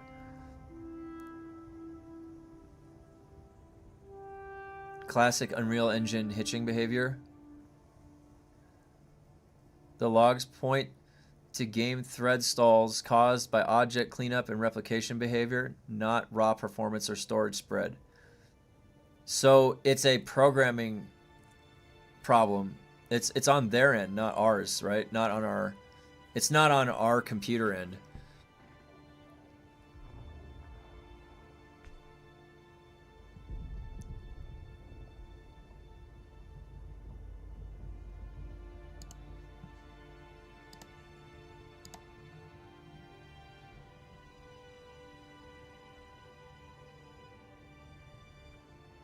It's really weird that. What is going on with? Hold on one sec, guys.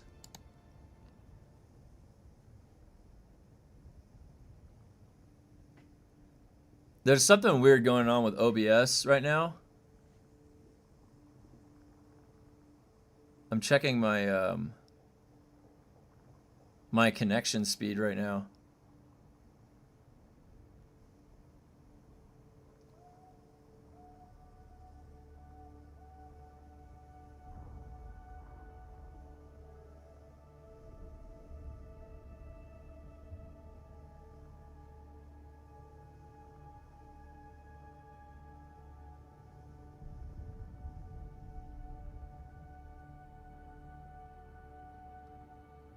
What is going on? Why is that so low?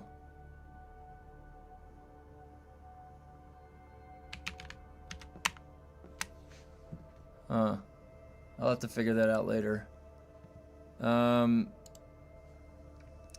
There's I don't know. Yeah, if my internet cuts out today, guys, I'm up in the mountains. I don't know. It looks like it's on OBS end, but my internet's still a gig up, gig down. So I don't know what's going on.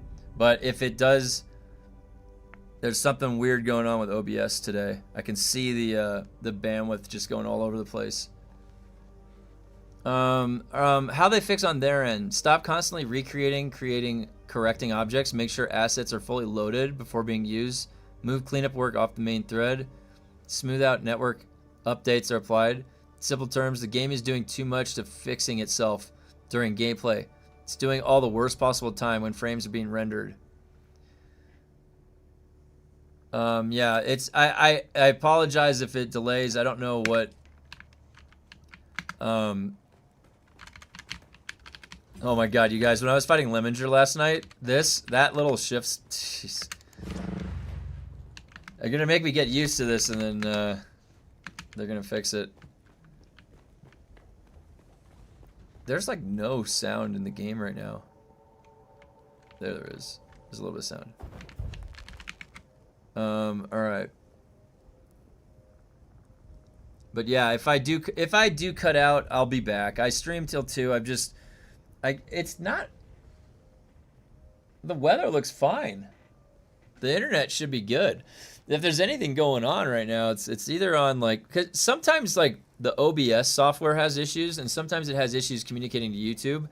But other days it'll be fine, like the whole day. Nothing wrong with it. But yeah, if it does delay, just refresh. Should work. All right.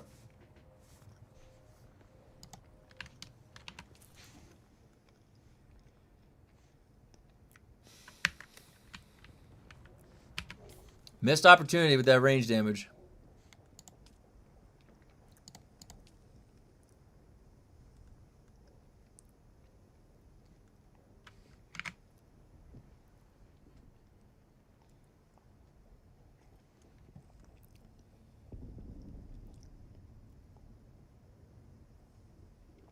All right.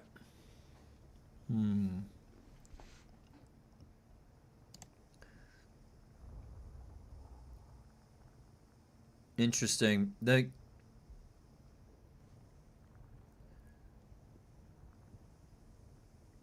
Oh, interesting. Okay, that's really cool.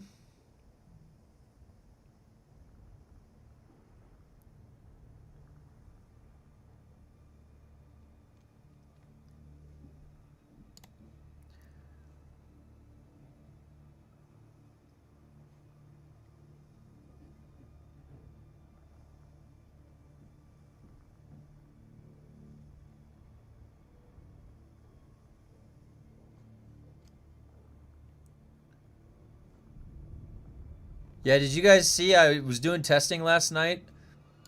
And I'm glad there's confirmations in the Discord. So I specifically did a 19 difficulty and not 20, 21, 22. And I immediately got 2 grade 5s. So we were thinking it's bugged, and that 19 is the sweet spot. That's what I was trying to test last night. And there's some confirmation. There's some actual confirmation.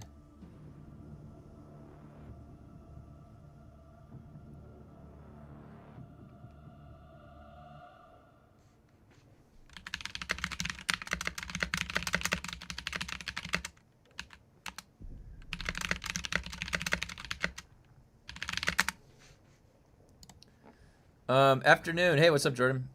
Yeah, we're gonna be getting a patch.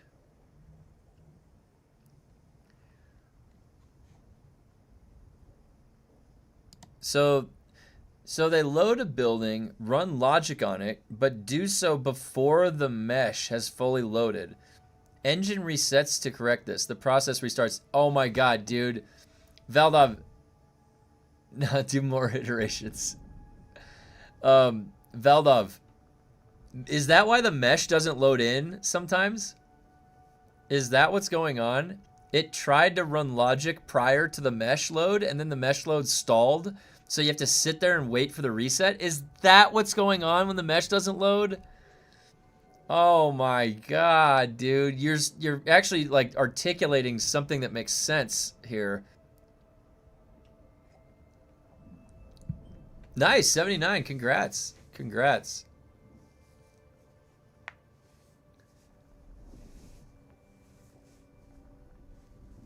Congratulations. Yeah, I've seen some people, somebody got it to 100, I think, too. This looks great.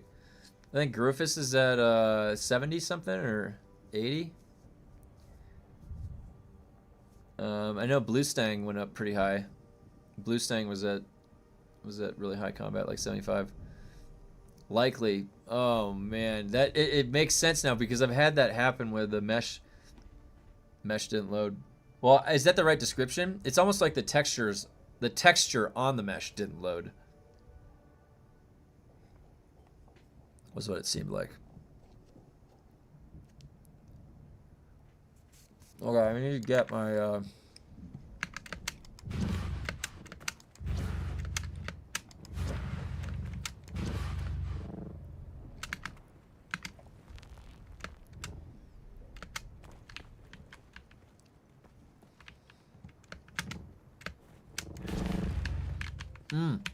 I also made a slight change to the build because I was fighting Lemminger last night, so I was testing out a few things.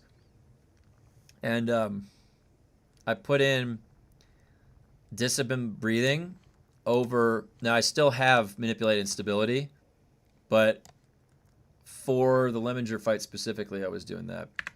Dressman, you said you're 100 here. Oh, nice.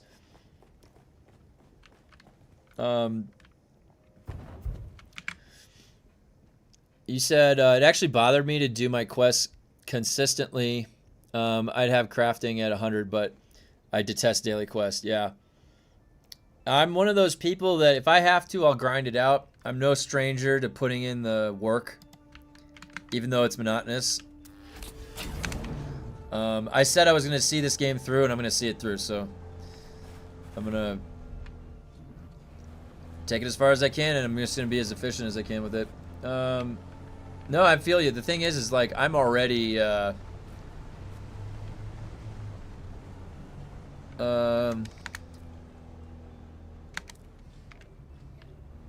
was the...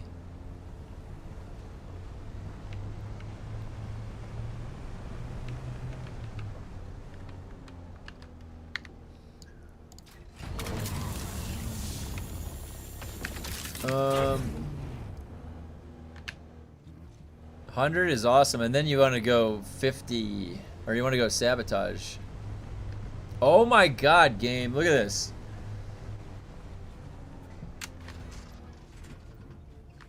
Like, what is that when the game does that?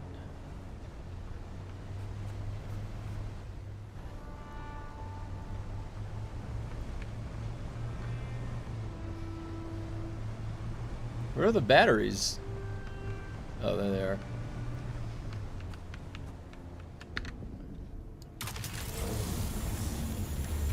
I have to go. I'm gonna build my deep digital base. I do most grinds in games, but ones that are nonsense, I don't bother. Can't do the same 3 quests over and over again. Yeah, I feel you on that, man. Definitely not the ideal situation. Not the ideal situation.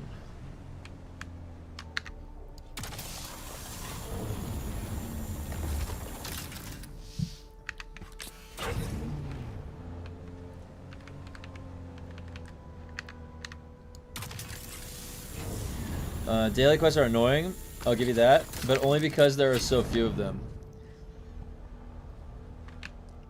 Well, let me tell you something.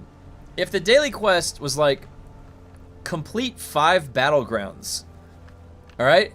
If I had a daily quest, complete 5 battlegrounds like I do in World of Warcraft, I would not mind. Like, that's a fine daily quest. Why? Because it's dynamic, right? It's like I'm always going to get something new. If you're like, yeah, do this one really simple, basic thing over and over again 1,000 times. Yeah. Not the most fun. Not the most fun.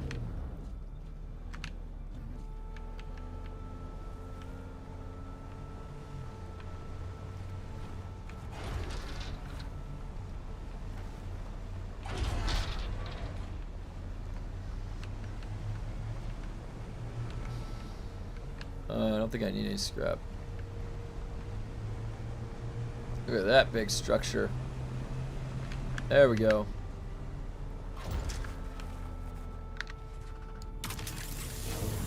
Oh my god, why can't I aim that down? What the hell? What a weird thing. Getting the blade sharpener 4+. Oh my god, Veldov, did you see I went into 19 Lemminger last night? I got a 5 blade sharpener. That was one of the drops, was a grade 5 blade sharpener from 19 Lemminger. If you want to farm those, just farm the 19s. Don't farm 20. Just do 19.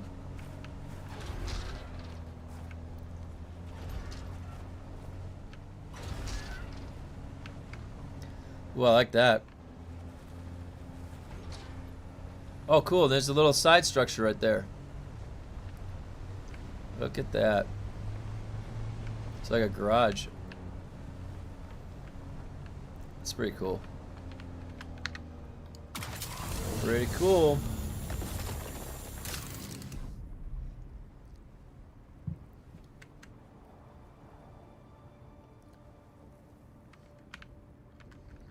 Yeah, the 5 weeklies, exactly, because they have those in WoW. They like do like 2 arena matches, do 5, or actually they have, it's like, is it 5 or 4? It's like 4 battlegrounds.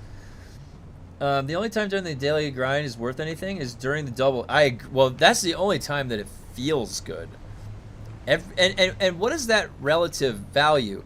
Does it would if that was the baseline, would that feel good? Yes.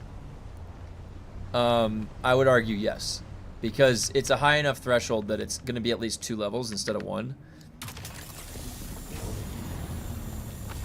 So, absolutely yes. That would feel bad. If the baseline was the double weekend, now it would truncate the amount of time, right? To like 150 days, which still seems like a lot of days, doesn't it? 150 days. They're asking 350 days of us. For the specialization tree, they're asking 350 days. And for a lot of those days is the back end of those specializations where it's like 1 level per day. So it won't necessarily feel the best.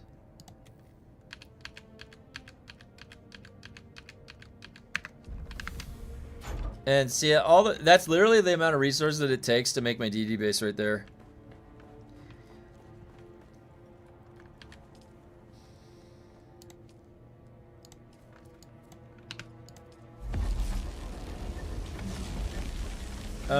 Still need to improve RNG. Don't need 2 heaping piles of loot as opposed to 1. Yeah, like, yeah, a pile of shit is a pile of shit. Oops.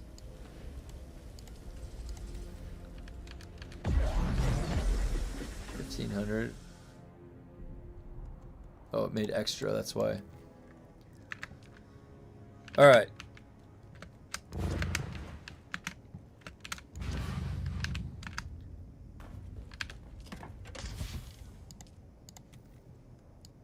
Wait, not meat wagon. But we're getting 2 double EXP weekends, and that seems to have players burning out now due to that's the double-edged sword with it. And I was saying that last time. The last double EXP weekend, I was like, oh, like before I was excited. Hey, this has never happened before. I'm excited. Like, yeah. And we were all really early in the specializations, so it was a lot. You're like, oh my god, this is so much. Then the second time around, I was like, oh man, like calculating exactly how much I'm gonna get, like, and yeah, it was starting to get pretty monotonous at that point.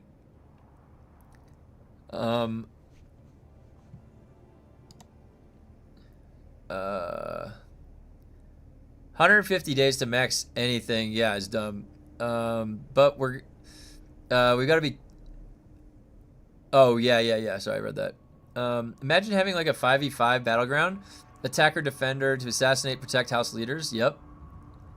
Or you zone in and it's like the Lands Red King of the Hill or something. Well, the 2 heaping piles help staying power. Don't need to go back for bullets or medkits. Yeah, but I suppose you cap out on schematics and augments in inventory anyways. Yep. Need to be able to upgrade augments. Turn like 5 level 1s into level 2. I have 20 the same. Yeah, I think that in general, the system of combining,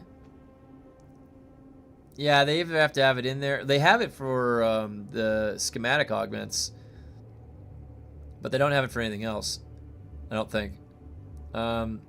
Even if you did a WoW style BG where servers were connected, there's not enough Harkos in the game to warrant an actual 5v5 arena. You would have to do what WoW does and have like shared faction. Like the factions are just you just pick a side. Like when you zone into the battleground, it automatically puts you on like one side or the other. That's what it does right now. When I was doing rated battlegrounds, I'm a undead hunter, and there was times when I would get put on the alliance side just because that was how the game automatically put me. Although the idea would be awesome. Yeah, I mean, I would love a battleground in this game. I think it'd be really fun. It would give a lot more opportunities for testing for PvP. It'd actually be beneficial for them too. They could see more combat in action, not this just outdoor stuff. I don't know why they wouldn't add a battleground. Like, that's giving more of a reason to play in the game. Make a number go up. Here's my veteran level, my veteran rank from PvPing or something. Like, give us some cool RPG stuff like that. That's all you'd have to do. It's not that complicated.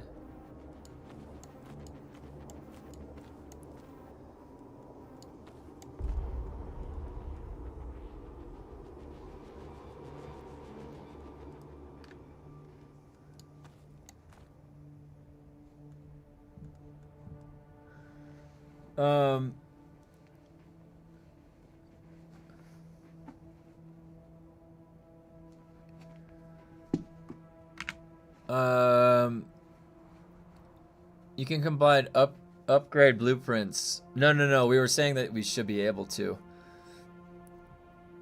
But you really think Funcom is good enough to create the system? Because I know for a fact they're not. Yeah, I don't think so. Lemonger is bugged right now. He sucks you into his blade when he teleports behind you? Really?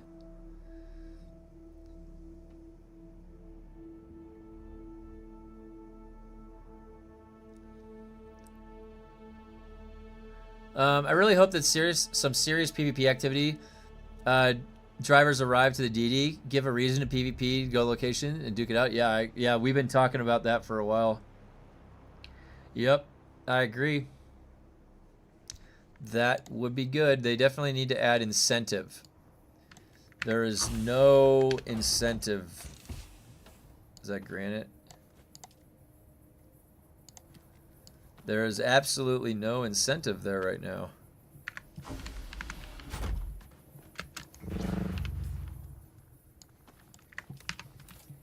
Okay.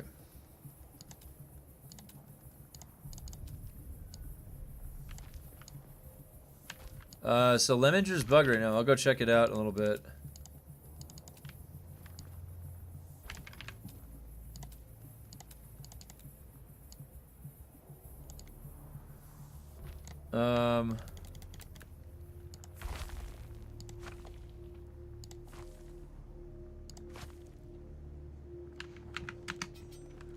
Okay.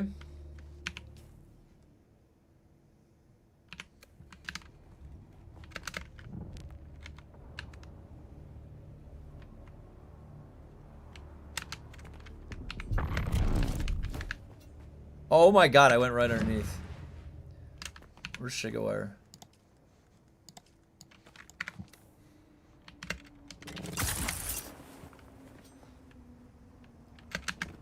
All right.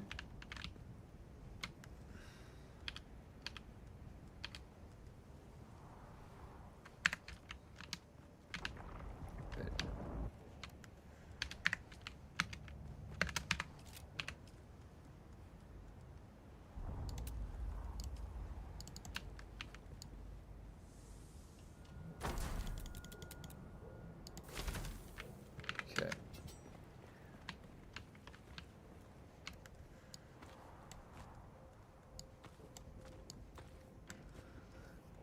I think that's it.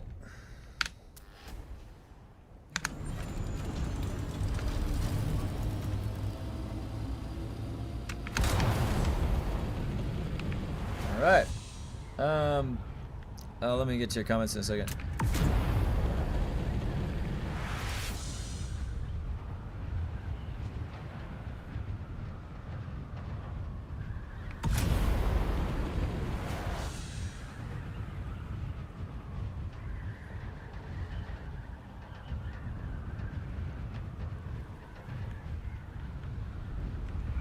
Funcom needs a suggestion box. Yeah, they do.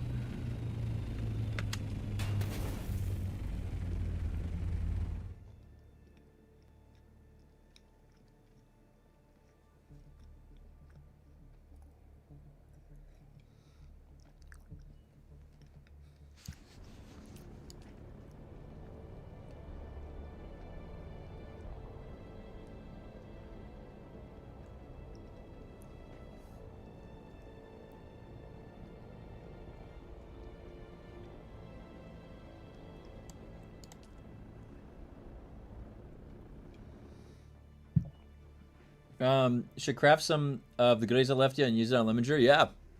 I'll stop by and check it out after I'm done doing the DD base.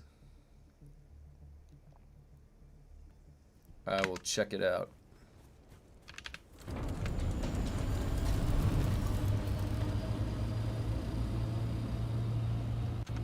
Okay.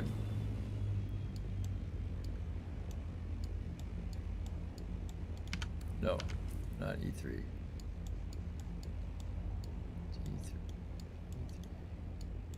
D3. They would need to listen for suggestion box work. Yep.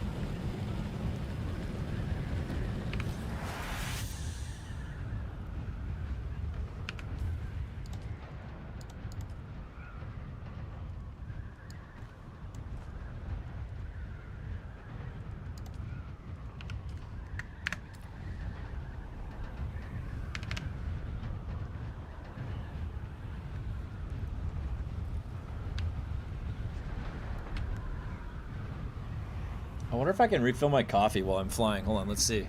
Is it stable?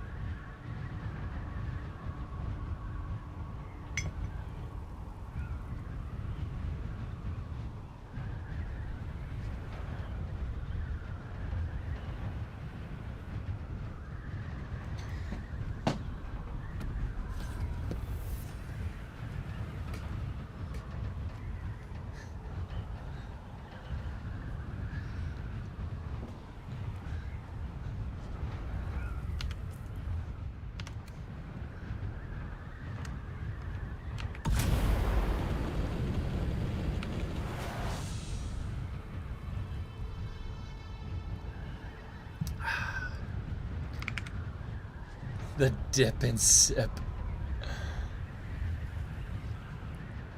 I basically only use the scout so I get AFK mid-flight and not worry. They actually, I mean, the salt is fixed, I think. Because, like, look, my crosshair is in the center. So it's actually not that bad.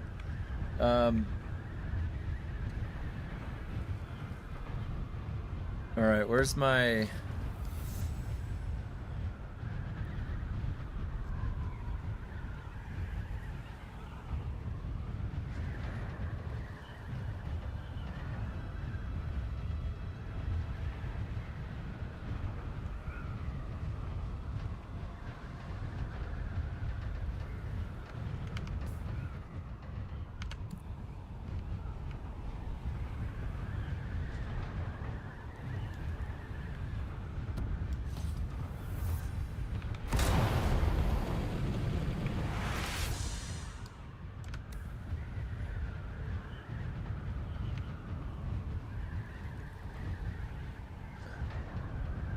Sometimes when I'm 3 a.m. when I'm stoned out of my gourd, I'll use the salt to farm. That's funny.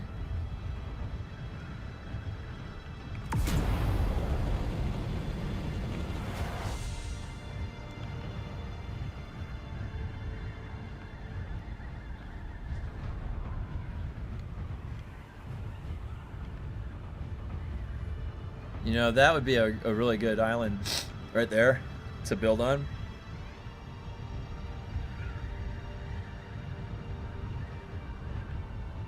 All right, let's see. We got a nice high skyscraper right here.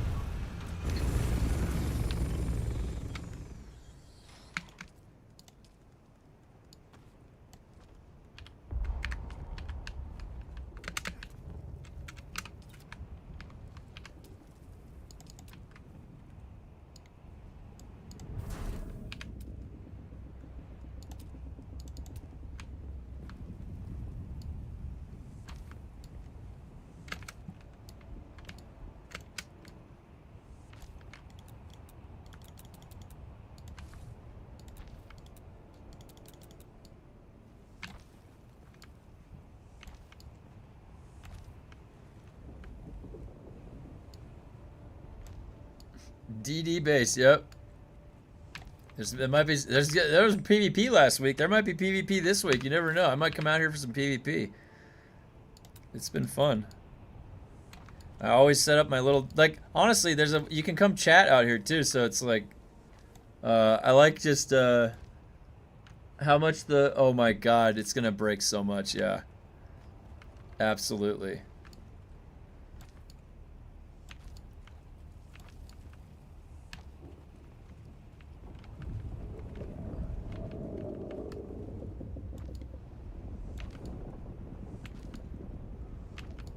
Okay, I think that's symmetrical.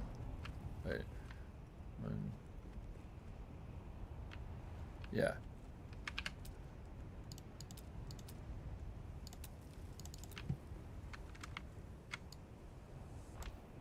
Oh, wait. You know what I need to do?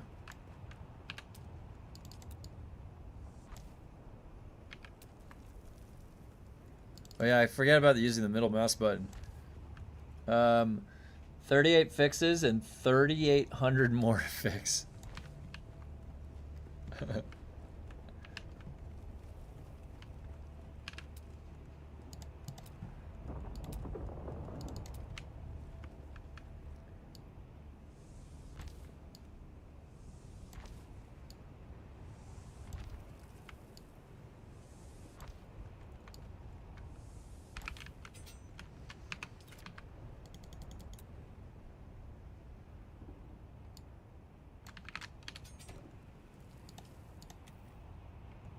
All right.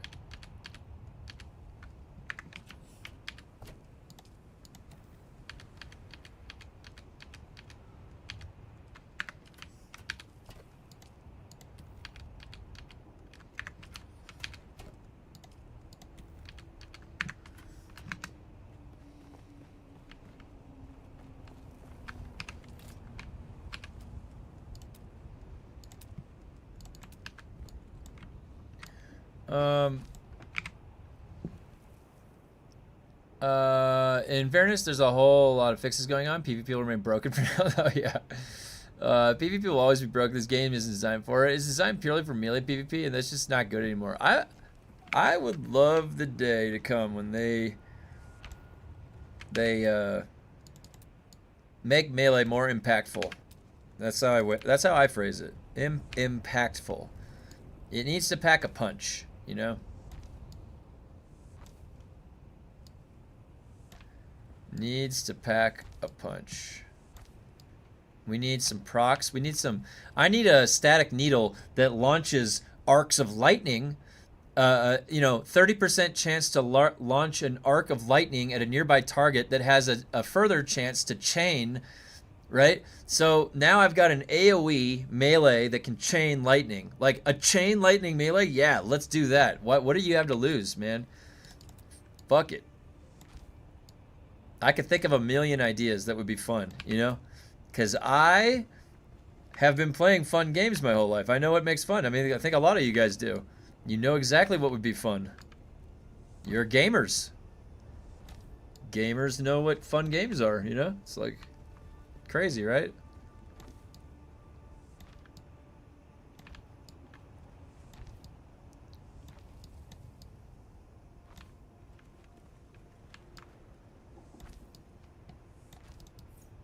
Oops. Oh, let me see what you said after I get this. Let me get this roof up and then I'll read your comments.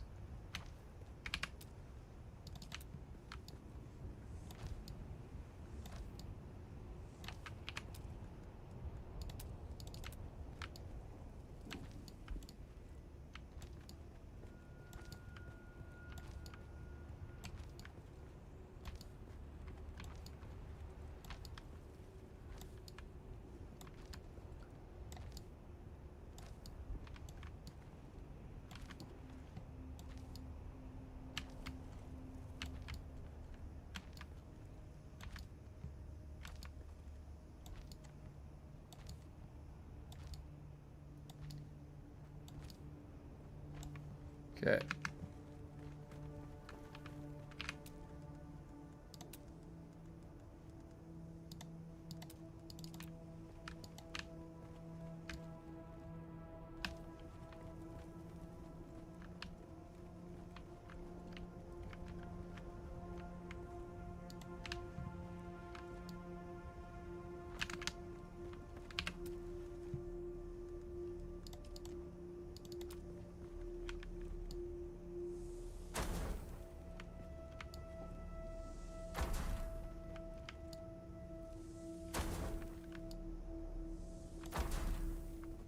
I think you just need 5.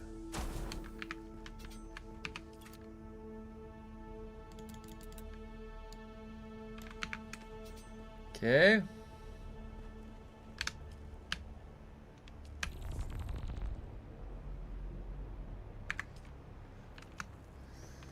And then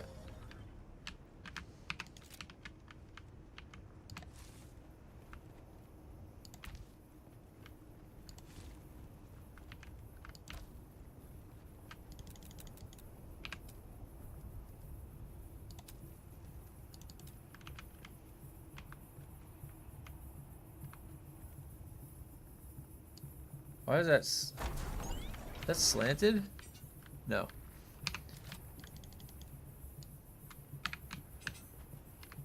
All right.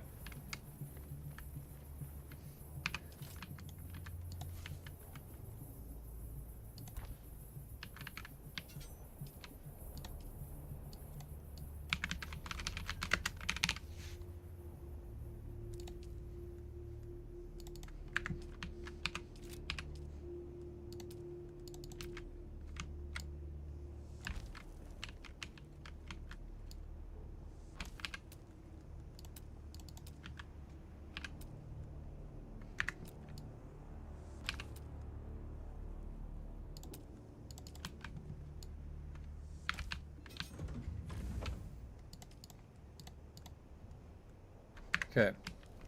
That's all squared away. Now we do... Okay, let me look at some of your comments. I don't run the carrier insane. I have a carrier. I have all that. But this is so when I set this little outpost base, this is for PvP and blueprints. I put it way out here in D to E, and I go scout out the labs and I go fight my way out, and then I fly back here and drop off the blueprints. So this base is not for carrier crawler. That's a totally separate build. If we're ever going to do a carrier crawler setup. And in fact, I think somebody in the guild, was that, I forget if that was Nad or a couple of the other people were setting up the bases that can handle the processing and stuff like that. But for my purposes, I come out here to sit, talk shit in the deep desert chat, and then go to the labs in PvP. So that's what this type of a build is. For building, did you know as soon as you can start holding down build, you can move your mouse to point the next piece you want to go, line it up? Oh, I didn't know that. Thanks for that tip. They wanted to design a PvP game, but ended up designing a purely PvE facing game, basically. Well, I do wish, like, why isn't there a duel? Like, why can't we, when you go to, like, the interface and trade, we should be able to duel people, right? Like, that, I don't know why that's not in there. I like having the freedom to duel people. Every decision they made in regards to the design of the combat contradicted their vision of the game. Yeah, like the original design, which leads to the scout rockets, yeah, and half the talents becoming useless when they add a new PvE system. They basically, yeah, you're right. I mean, you could say anything damaging, like over half, completely made useless with the scaling, because they just didn't, like, they could have very easily made the scaling happen right off the bat. If you play World of Warcraft, you're still leveling up a character from 1 to whatever, and they have scaling from weapon damage and all of your skills all the way leveling up. It makes no, it's like this game was designed by people who deliberately avoided MMORPGs their whole entire lives, and then decided to design a skill tree for an MMORPG survival. That's what this feels like. The fact that they nullified their entire talent tree of damage by the graded system and didn't even consider that, and then didn't even think how to balance that, didn't even come up with a solution yet, didn't even mention that it was a problem.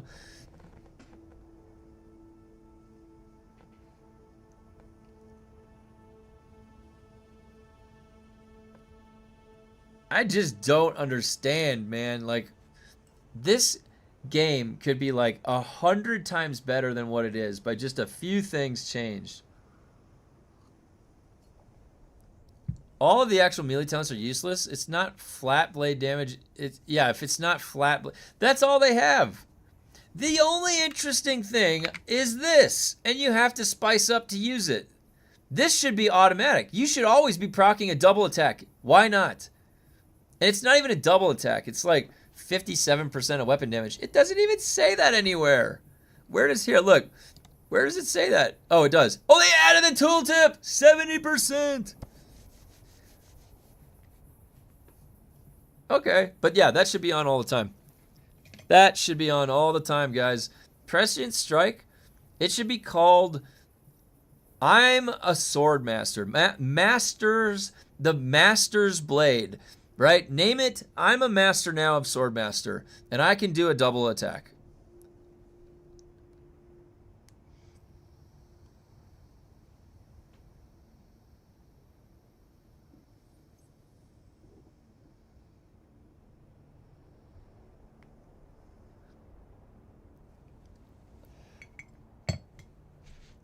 This whole thing could use a redesign, and I'm not gonna lie.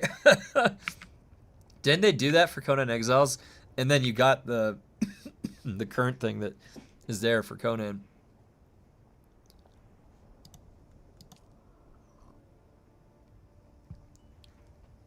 This is the PvP build. It's got poison tolerance.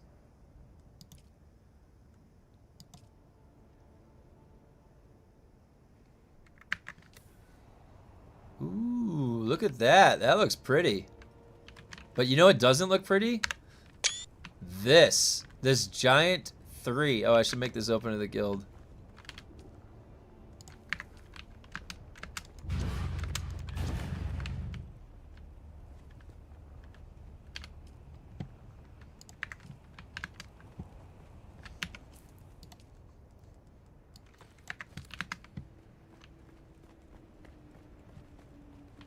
Okay.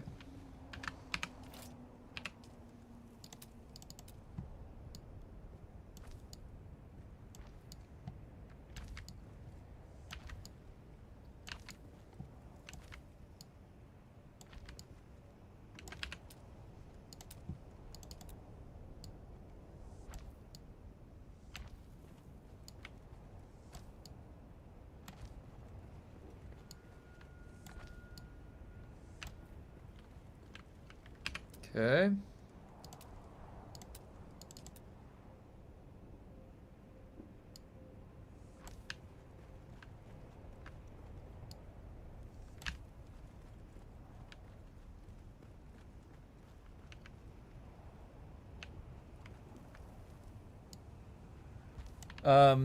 They have reworked the entire talent system in WoW like 3 to 4 times. I hate the new large talent trees in WoW. It leads to people picking poorly balanced talents and then wondering why they sucked. I don't mind talent complexity as long as they're meaningful talents, you know? The current WoW talents, I'm pretty dialed into those Survival Hunter PvP. I do like how I can set it all up. Hey.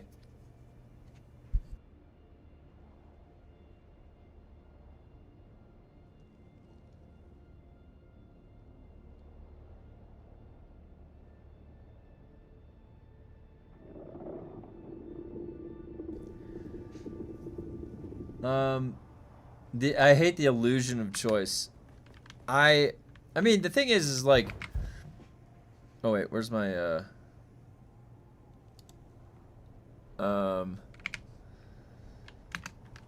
so what can we think of anything right now? What is an example of an ideal talent tree? Do we even know what we want? Let's assess that first. What would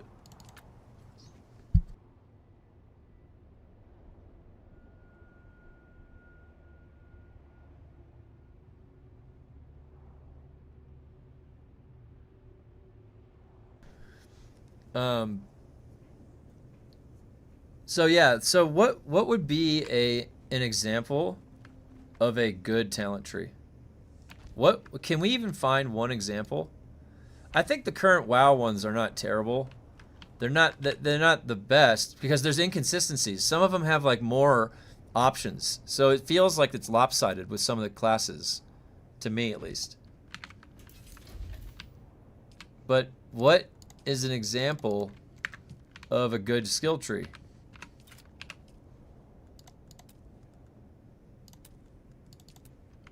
What game did it well? We could reference any time frame too. It may have one time been well, and then it is not anymore.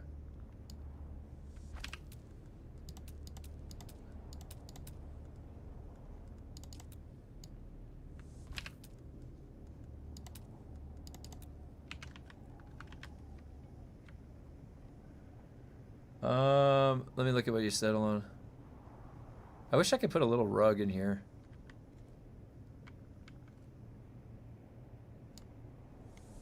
All right.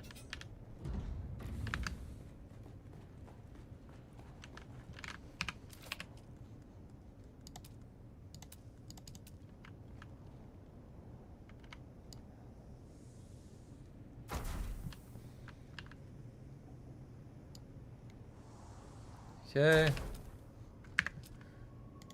Customize. Right. Oops.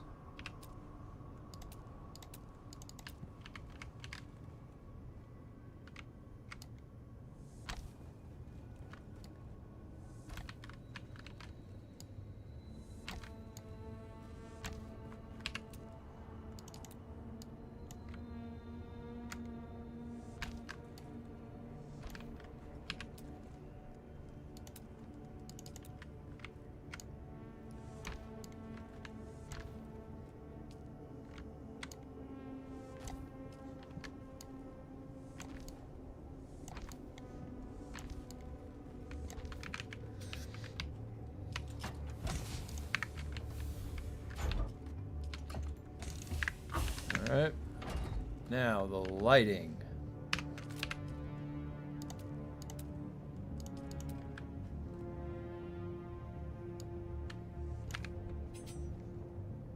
Okay.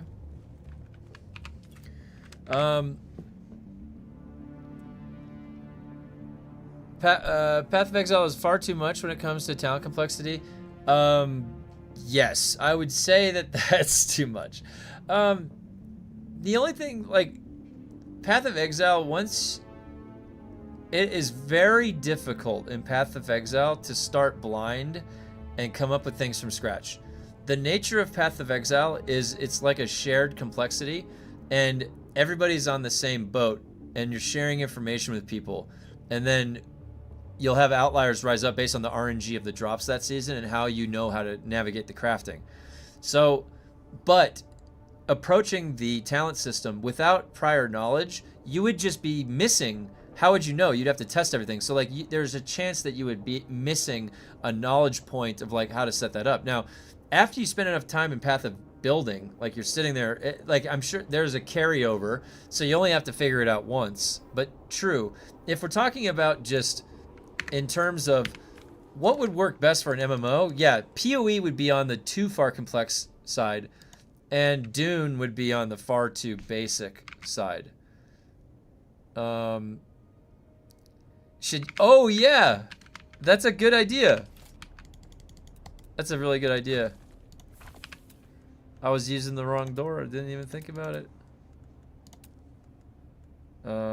Is it that one or this one? Let's see. Yeah.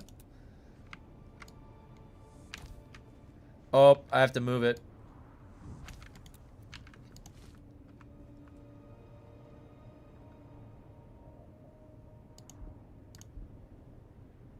Maybe it's blocked by another object.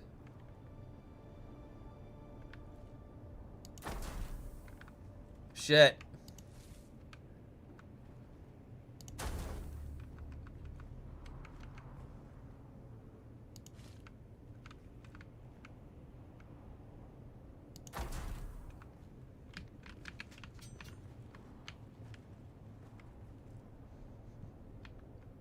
Hey, that's not that bad. Okay. Good suggestion, Nad. Good suggestion.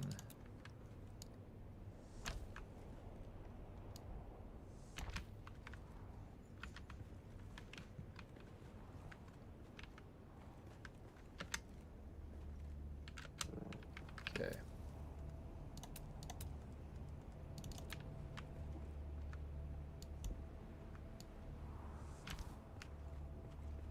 Oh, what?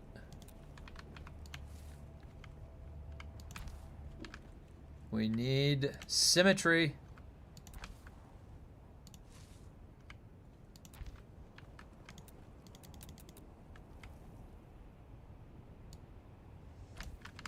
Okay.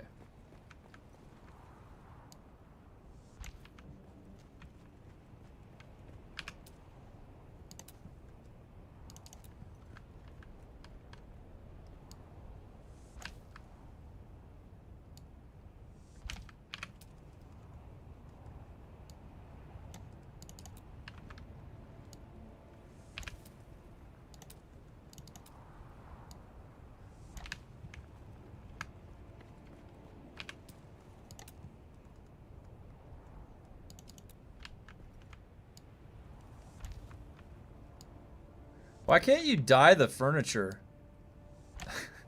Is that a weird ask? It's all white. Like, you could dye the other stuff.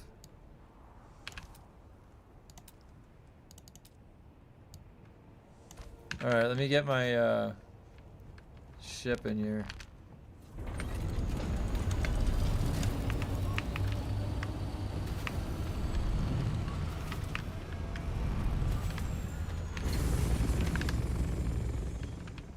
Now, that's a clean base, man. Look at that. That is a clean base, if I do say so myself, structurally speaking. Now, let's make sure no funny business can happen, so you'd have to last gun all of this shit.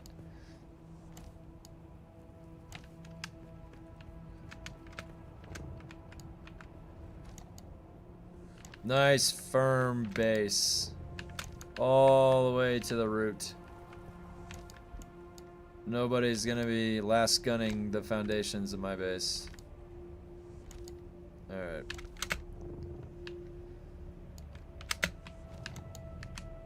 Oh shit, I went too low.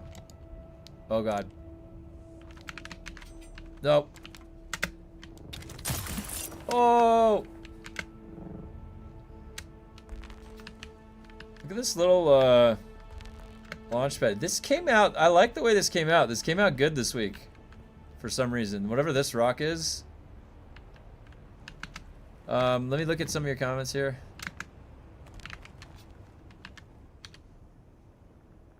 Wait, which seat's better? This one? Okay. Why can't I have purple couches? Yeah, I wanted the purple couches. I was gonna dye it black. Okay, so let me go back up through your comments. Let's see. Same with WoW. If you try to build your own talent tree, you won't get far past questing. I've got a pretty good grasp on the WoW talent tree. That's one, my survival hunter I've built by myself. But you're right. We're nearing. If I were to hop classes, I would have to look probably. I'd say Dune would be almost perfect size talent section if the talents were working properly. If they're working properly, yeah. I mean, the thing is that we just have basic scaling. We just have, it's like flat damage increases. That's the only thing that's happening in the talent. There's nothing interesting happening in the talent trees, really. So, I don't know, I have deja vu. I have a deja vu. The damage difference is insane. In Classic, not way back in OG Vanilla, people didn't get actually good at WoW until Wrath of the Lich King, Kata. It's true. It's true. Remember, like, the Leroy Jenkins era? A toggle snap grid for the placeables would be nice. That way I'm not worrying about the crown moldings. That would be nice. I actually like the Valheim building. I like this building too, though. They did a decent job for Dune building. It's not that bad. It's actually not too bad. My biggest gripe in Dune is that half the stats you don't know whether they work or not because you have no way of knowing. Yeah, you're right. I mean, in our talent tree, where is my, like, stats, right? These stats right here do not tell me anything anything useful, really. I would much rather have, like, my damage profile and my attack speed and all that kind of stuff on here. I want my character stats to be feeding me relevant information. Like, they added in stamina cost, a % here, but, like, I want to see where's my main hand weapon damage, my melee weapon damage, my ranged weapon, like, I don't know how they would separate it. What was the optimal in OG WoW expansions versus what they've done in Classic Era? 2 different games. Yeah, I'm trying to think what I would say. I think that one of the best feelings expansions after Wrath of the Lich King was Legion. Legion had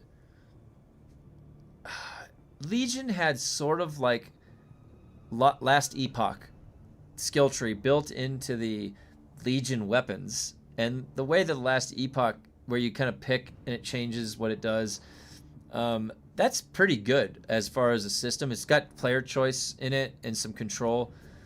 I'm trying to remember what the talent trees look like in Legion. Was the Legion talent trees like there's 3 options and you pick one of the 3 or something like that as you go down? Was it that? I don't remember. The worst World of Warcraft PvP, and it's really funny, I saw someone defending it, was Warlords of Draenor. Warlords of Draenor for PvP was the worst. It was template. Template PvP was garbage. Garbage. So bad. Bearskin run 2.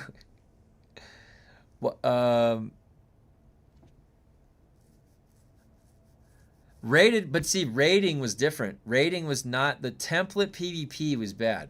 The rating was fine. I actually really liked a lot of the raids.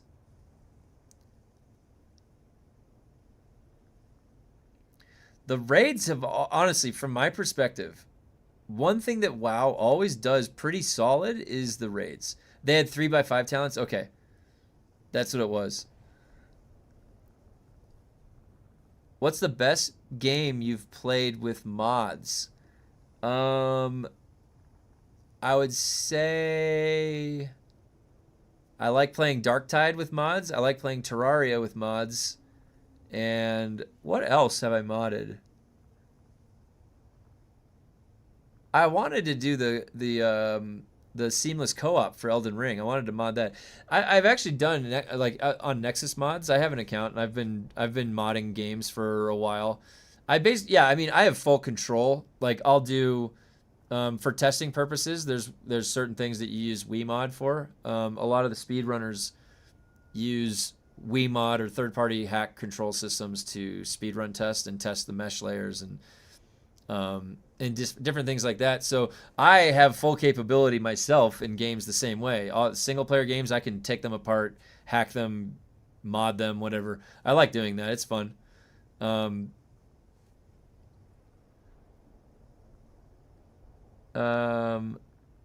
BlackRock Foundry.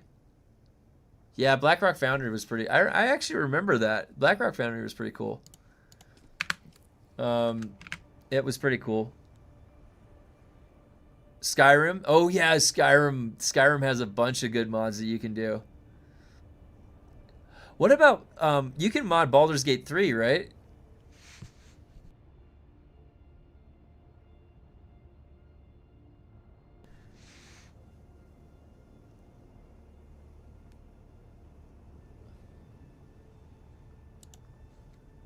Um, Let me look at something. So,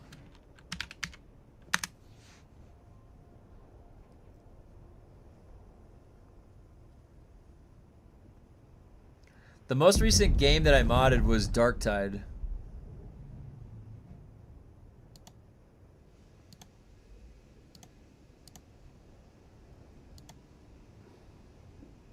Oh no, Terraria. I did Tmod Loader.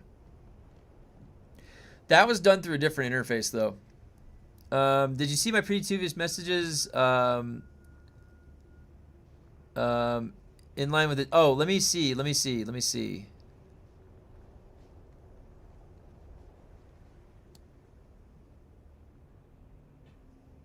Oh, here you go, DLJ. I did not. Thank you. Wait, here's one. Here's one of them. Wait, did you do two?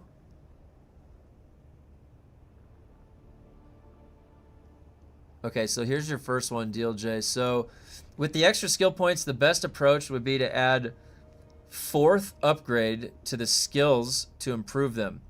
Could be better for not having such mixed builds, having more unique playstyles. Yes, I like that. All right, and then was there a second one? Let me see. Oh, I do like the Dune skill trees, but just needs rework since the specializations changed a lot. See my previous message? I liked your input of doing percent-based skills as well. Okay, yeah. Sorry about that, DLJ. Yeah, if you guys think that I missed one of your messages, let me know, and I'll go back and I'll read it because I try to get every message that I can, every message that's typed. Yeah, I think so. So DLJ said,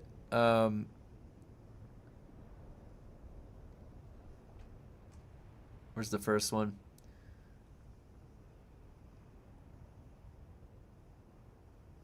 Oh, and Cavell said the Star Wars Galaxy profession talent tree was good. Yeah. So extra skill points, the best approach would be add a 4th upgrade to the skills to improve them. So DLJ, do you mean like adding in a 4th? Oh, there could be a 4th technique slot and a 4th ability slot? Maybe?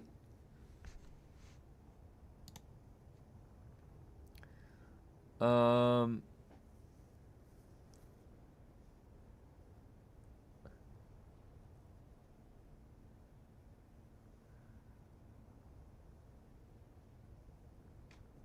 let me see here.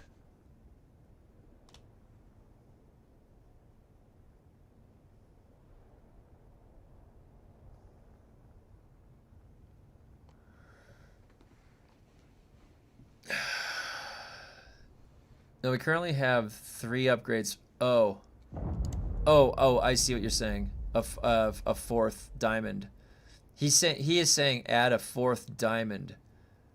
Or a fourth or a fifth. Is this already graded? Yeah, like we're on a scale right now. This is the grade 3 knee charge. We need a grade 5 knee charge. We need a grade 5.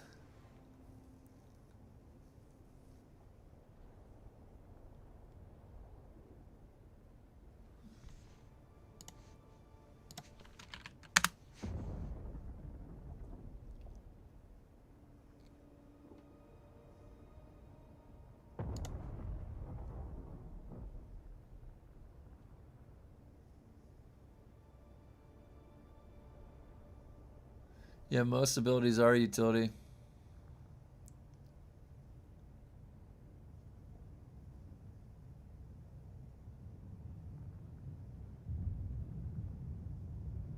It's so weird.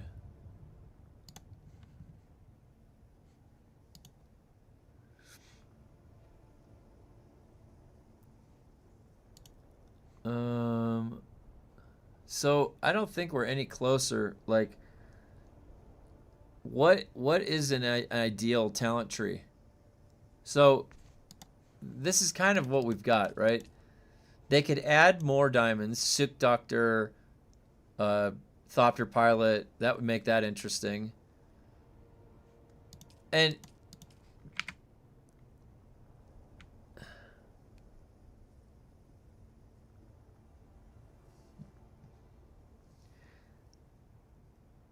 they've really got sort of the fourth technique would be good.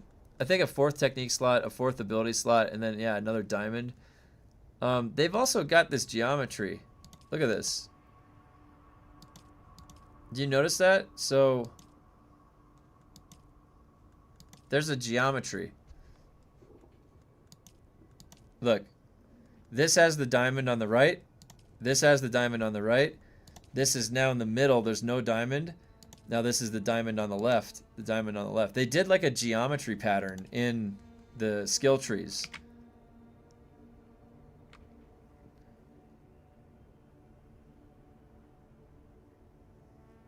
Have I ever seen vehicles floating on the open sand in the DD? I think I have.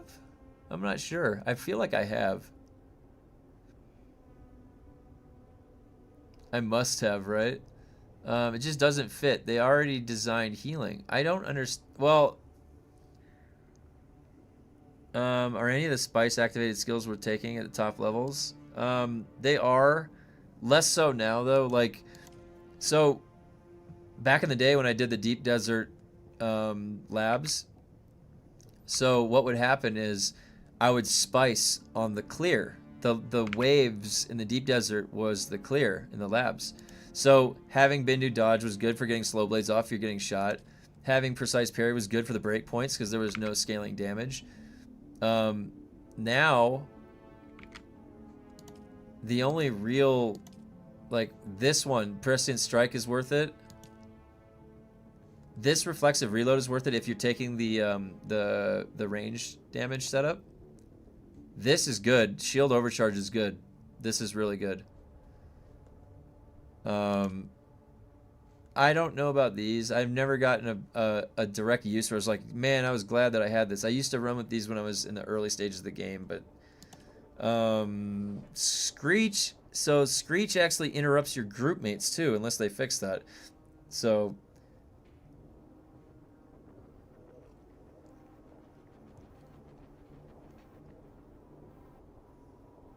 yeah.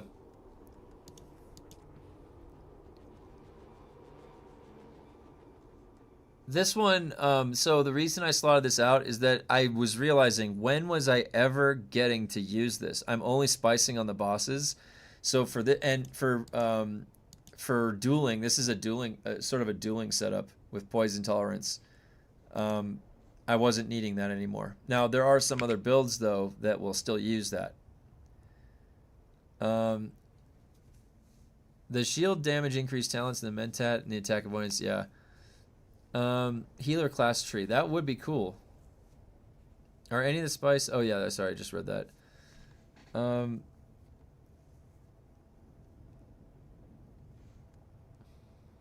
Now, I am going to be getting... The thing is, in a duel, you can't heal anyways. So, for the dueling setup, I just went something like this. I will, with extra points, be getting more of that. And I am going to go up to heavy weapon damage also.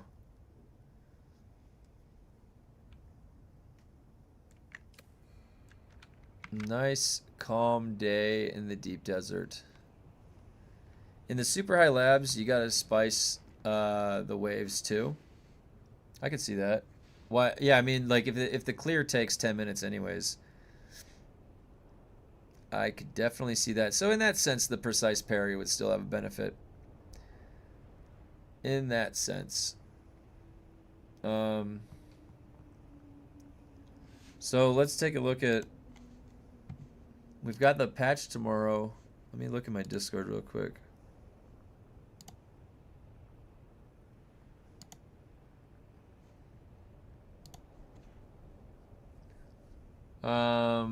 Adding the healer class would break PvP.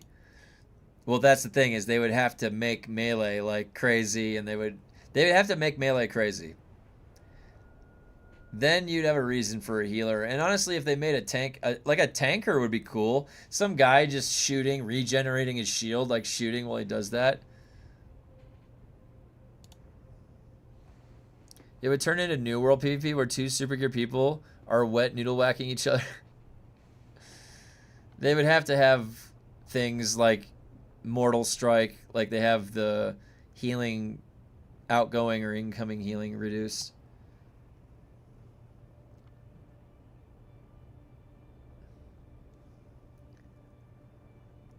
We've got a Funcom announcement.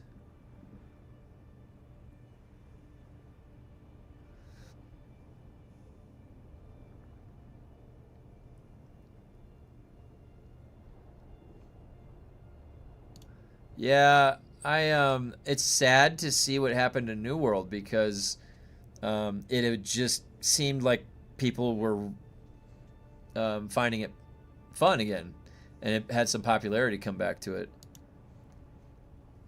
All right, so let's see what this post from the Funcom guys is right here on the creator Discord.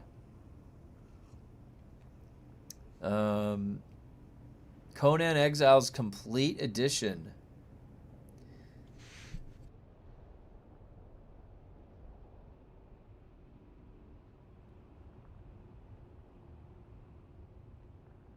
New storefront for Conan Exiles. Oh, that's for creators.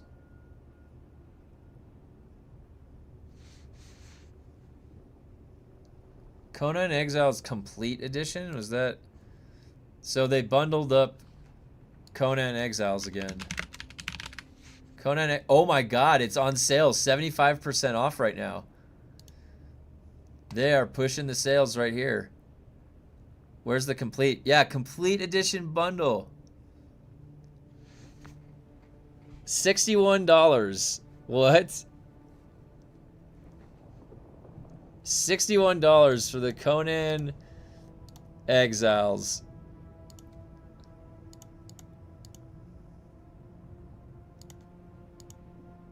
Where is it? It doesn't show it. Why doesn't it show the store? That's so weird. Yeah, there's a store there. And Conan Exiles is 75% off. So that's what Funcom was doing this week. They're pushing the sales on Conan Exiles. What's the Steam charts for Conan Exiles? That's what they just posted in the Funcom creator Discord. The let's see what the Conan Exiles Steam charts.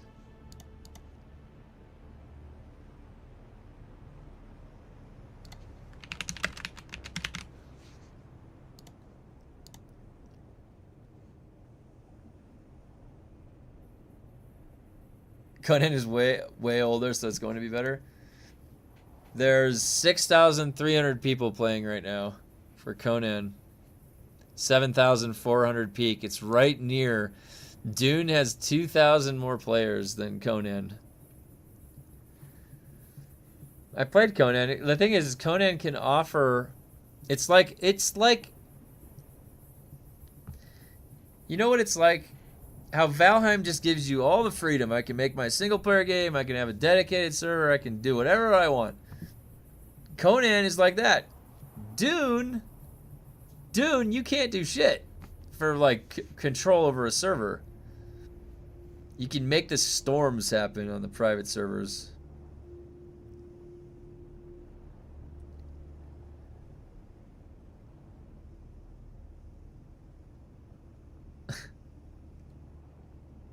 Crazy to look at this though.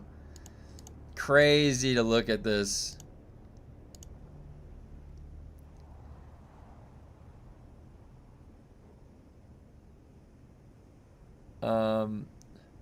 The dev diary for the Long Dark, but their new story mode zones will not be added to the survival mode. Oh, possibly. Oh, really? Is the is that a good thing or a bad thing? So do I have to play the story mode? Is that what you mean? Is Conan also on console? I am not sure. That's a good question. Do you guys know, is Conan on console? But what I wanted to show you guys is this.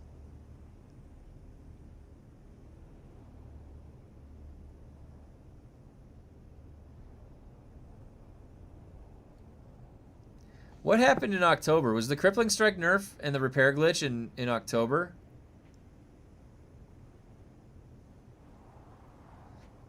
Okay, Conan is on consoles. So it has, Conan might have more. Conan actually might have more.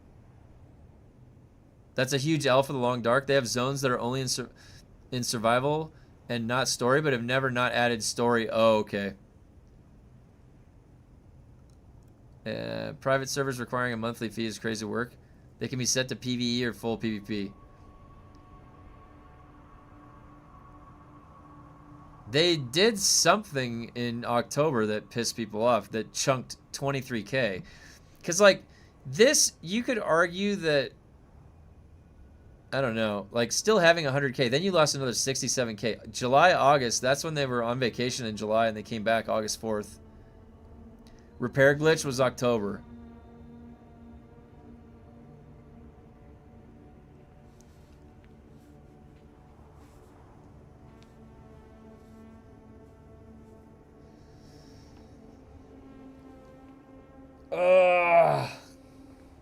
It's gonna go back down to like 7K after the repair glitch gets fixed, probably, right? Like, it's gonna go back down to 6 or 7K.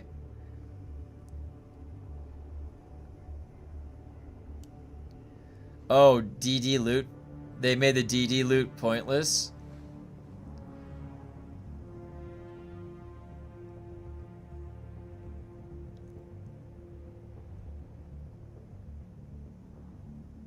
It could be when they moved the DD line, the PvP line. I forget, yeah. That was the DD change, the loot change, and the... Oh, so, yeah, you know what? It probably was. It was both. Because this... You could even argue that at 44,000, that's a stable number, but then it chunked. Like, and then at that time, you're bleeding players right here. You're probably just bleeding players because there was no new relevant content. This event right here, that should be taken on the dev side as a bad decision. Whatever they did there, look, you only lost 2,000 in September. And then this happened.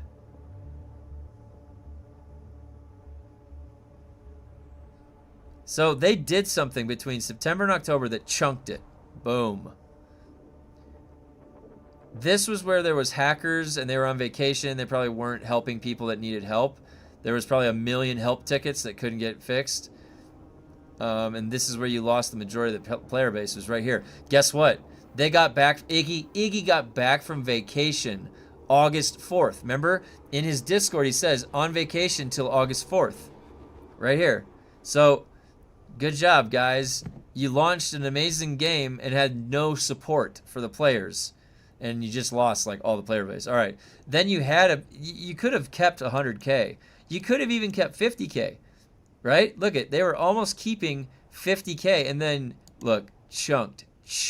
Bad development decision right here in October. Chunked.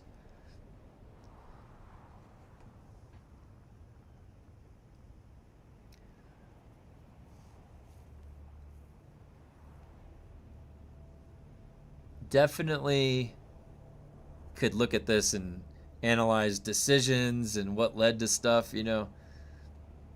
But we're here now, so it really, all it needs is to get to a stable number. What does a stable number look like for this game? Maybe doubling this, like 20K. You could argue 20K might be a stable number. Every classic WoW server has more players than Dune. PvP line was the second week of the game. Oh, was it?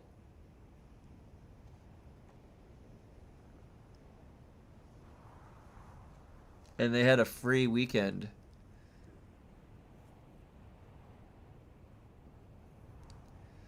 I think it was more an unresolved split and then PvP or PvE design. Yeah, that could very well be. And then my retail server has more players than all of Classic. Yeah.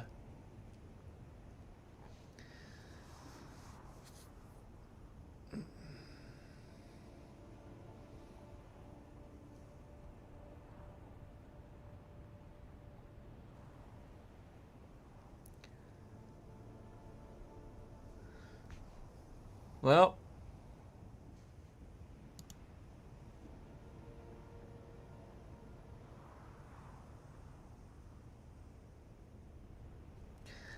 it makes sense. I mean, think about it. Like, Conan Exiles has a shop. They have cosmetics they sell. It makes sense. And it's a shame that they're not doing that same stuff for Dune. Like, think about this. This is a long time. Look, June all the way until now. How many months is this? They've had all this time.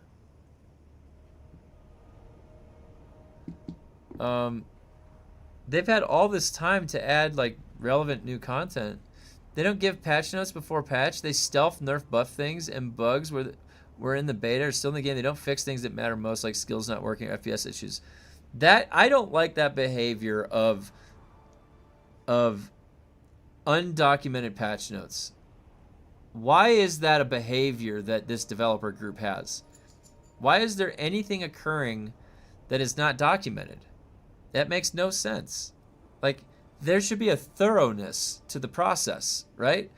There should always be documentation for what's changed. Are there people making independent decisions that are going undocumented? And then I don't understand how that process works in a company.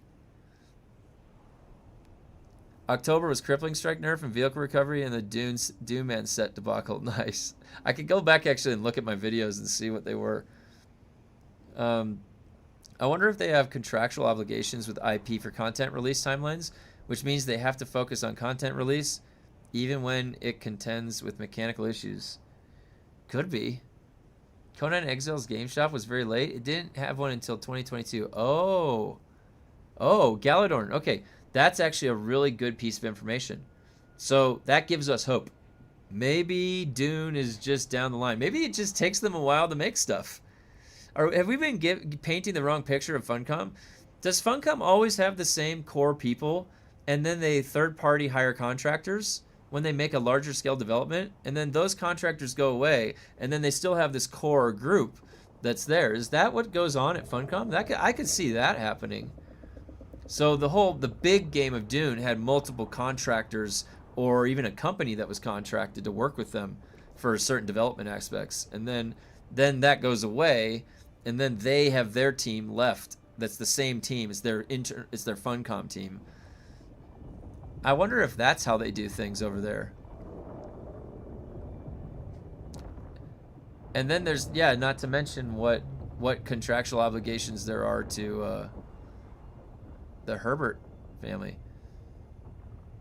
When you control the lore in MMORPG, you control the entire game. That's a good point. At very least, Funcom's design and release model is release an idea and try to build it over time. Yes, actually, Valdov, very good way to put that. Very good way to put that. And what an amazing way! Like that's kind of like the mantra for Funcom, where they have a really good idea and they put that idea out there, and then they try to like refine and flesh it out while it's live.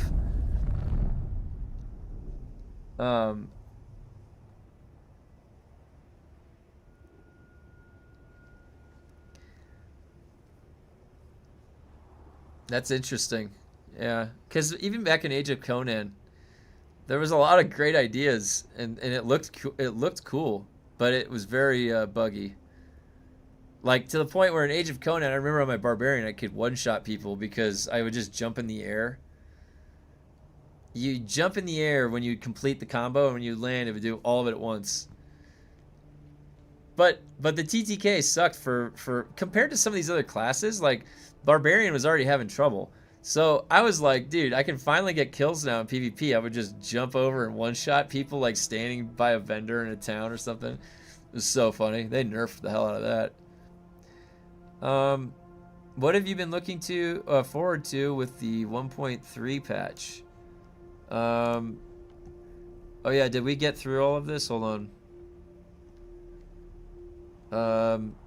Oh, that's a good. I got sidetracked. Hold on. So yeah, we have some more of the patch notes. I don't know what I'm looking forward to be honest. I'm interested to see if anything breaks tomorrow. Like, there's a good chance that something's gonna break tomorrow, and I'm interested to see what that is.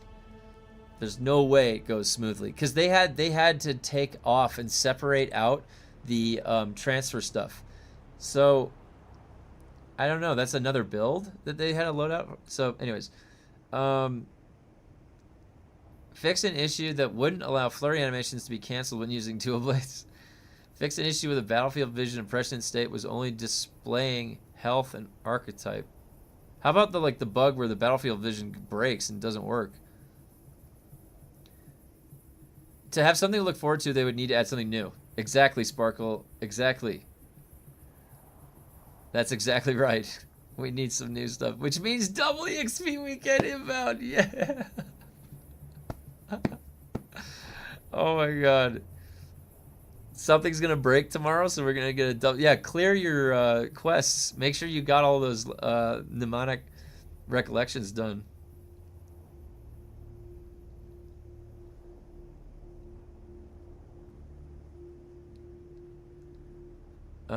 Fix an issue that allowed high-grade melee weapons with high-grade augments to break shields. Oh, this is a good one.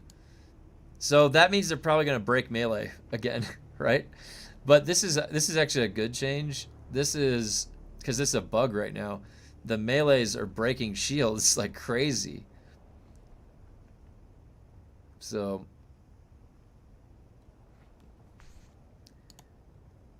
if this is 2 times this weekend, I'll be pissed. I won't be around to play much. Fix an issue that caused Sword of Seven Sorrows, Bite Back Blade, and Spike Tilt Sword to trigger the bonus stamina on parry that belongs to the Pulse Sword.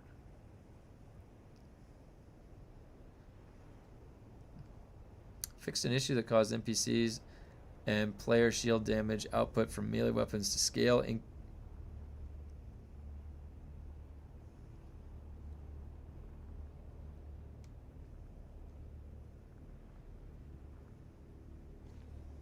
I really don't want another double XP weekend. Doing 70 missions in a weekend sucks. I never want that again. Oh my god. I think a lot of us are like, do we want it? It's like, no, please. I didn't even do 35. It was tough. I had to spread it out over a couple days. Okay, let's keep reading. Fix an issue where getting staggered wouldn't interrupt an outgoing reload.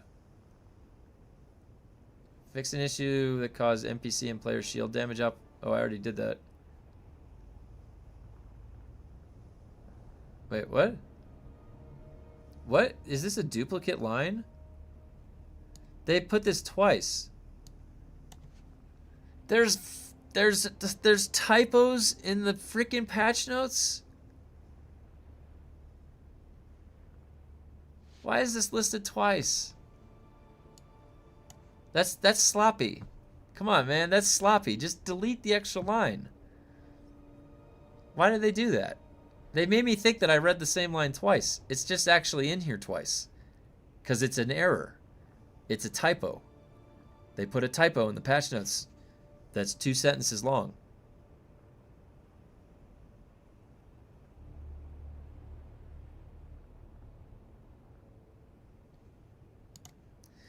Fixing it, yeah, I'm gonna double EXP. I'll do it all day.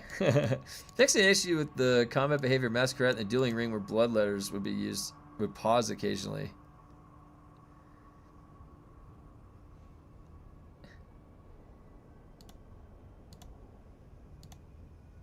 Classic Funcom.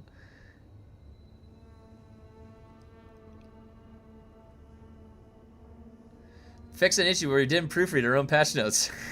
Updated patch notes to reflect current proofreading. It's like listed in there. Fix an issue that caused last guns to do significant damage to the shields before they were deactivated. Fix an issue that allowed experimental toxin absorbing pill.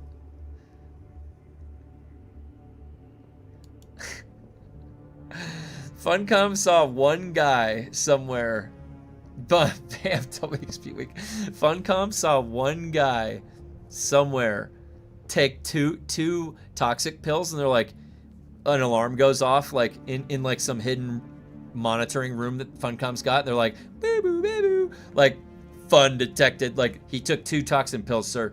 It's like nerf that immediately, put it in the patch notes.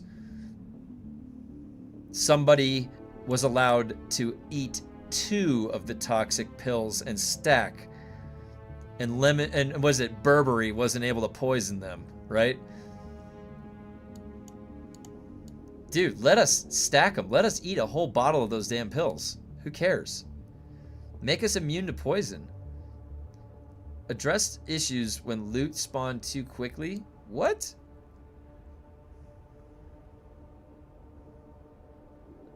Was that an issue?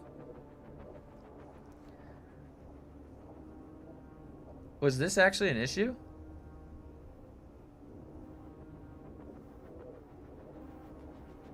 There was, is that like in the testing station dungeons? Or the deep desert ones?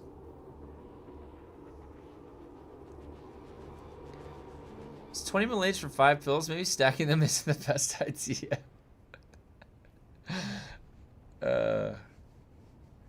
That's true. Improve collision for barricade walls that allowed NPCs to shoot through it. Fix an issue that caused the boss on testing station 195 to occasionally skip phase events. Sir, a second toxic pill has hit the player. Code red. He's going for third. He's going for a third. Code red.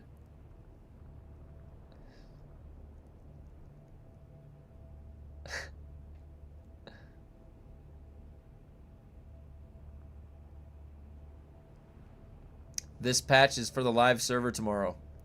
It's coming tomorrow. That's right. It's been on the PTR for a little while, and yeah. It is. Now, actually, let's see here. Oh, so some of the NPCs used to shoot through the barricade walls. It would be just a barricade that's there with it would just shoot right through it. Oh my god, you guys. You know what it is? Funcom saw Kevin, the only boss Kevin farms, the only boss that Kevin farms is Dr. Lemminger in the dark testing station. Fix the darkness boss health regeneration, not scaling with difficulty level. Yeah, this is for tomorrow. This made his ability This made this ability too challenging on low difficulties and trivial on higher difficulties. It will now scale as intended.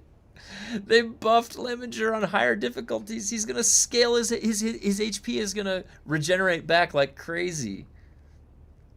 They're forcing you to fight him with the 2 mobs up. Like, somebody legitimately thought to themselves, you know what? The darkness boss is far too easy. The darkness boss is far too easy. Let me see.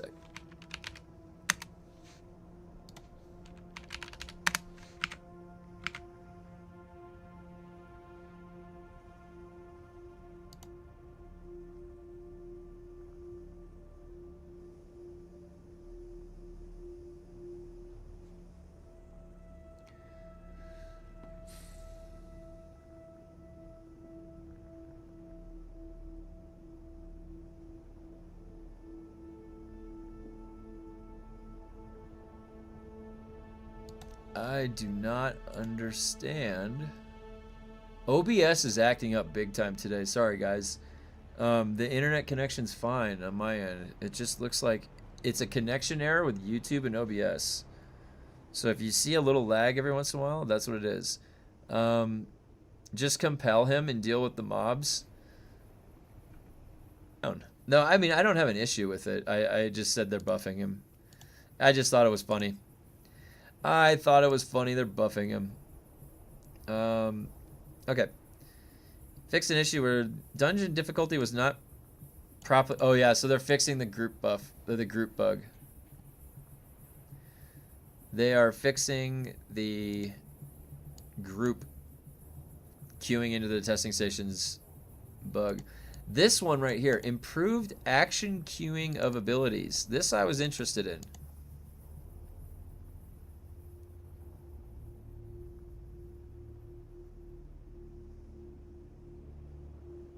So improved action queuing of abilities. So is that going to be making it so that you can break out? Because I get sometimes the times that I die on Lemminger, if it's ever, I'm stuck in an action queue, and then he does his AOE, and I can't dodge. So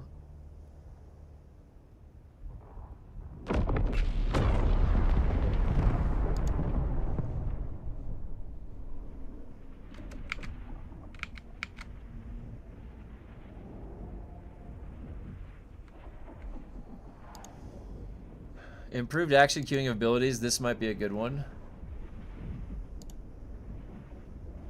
That Sparkle's been waiting for that one for a while. I don't think Funcom knows what the word fix means.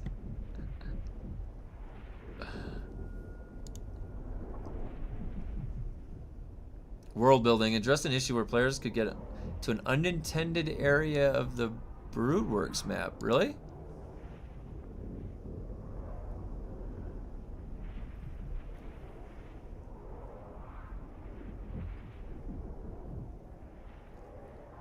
They fixed the bug that players were using because it was so hard as a 4-stack, almost impossible, if not impossible. That's why you have to resort to that. I agree. The group queuing into testing stations is a product of the game being that way, and it's the same thing with the repair glitch. The red bar doesn't feel good, so that we came up with other mechanisms.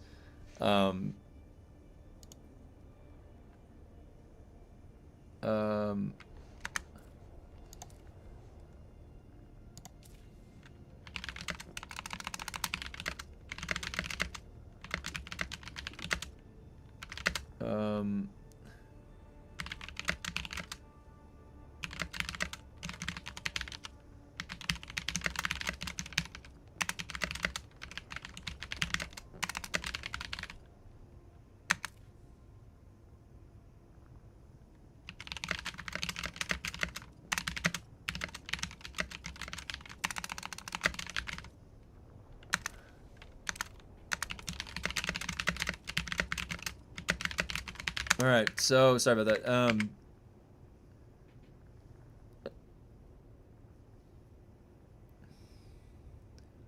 Let me see.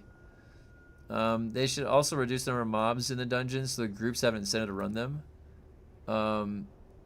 Even Conan has master repair kits come on. I agree.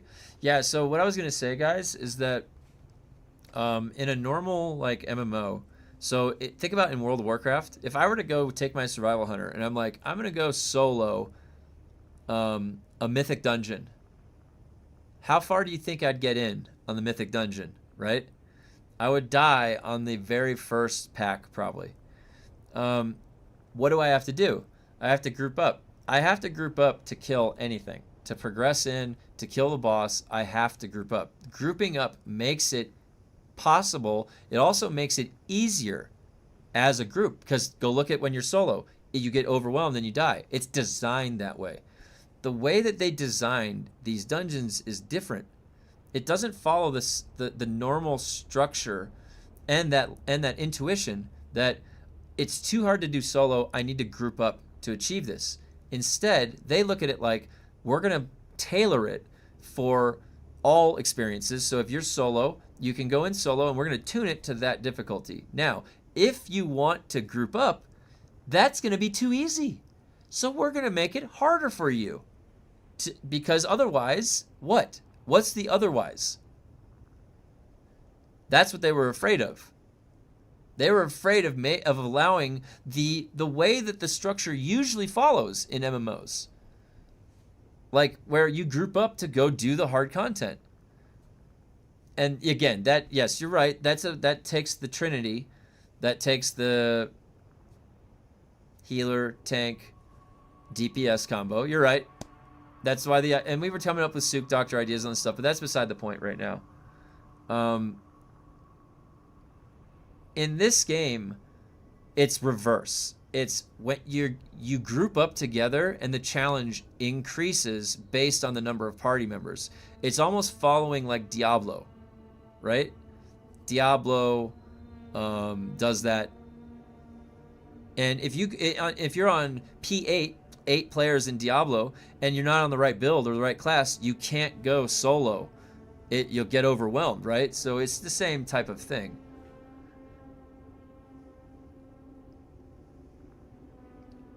Also makes for more sales when you want to get your buddies to play with you. That's true. Otherwise it would be fun. They said April patch will be their first pass at dungeon loot. And hopefully scaling up. Oh, okay. I'm actually looking forward to that. I'd like to see that. April will be the first pass at the dungeon loot. So hopefully that's not nerfing everything.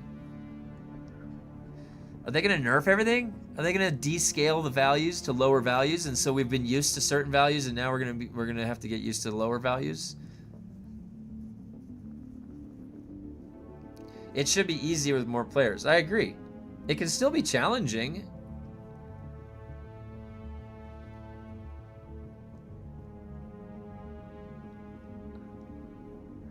This game has the talent choices to actually have different builds and actually work and are fun, but the talents are not balanced. Yes, Sparkle, you're exactly right.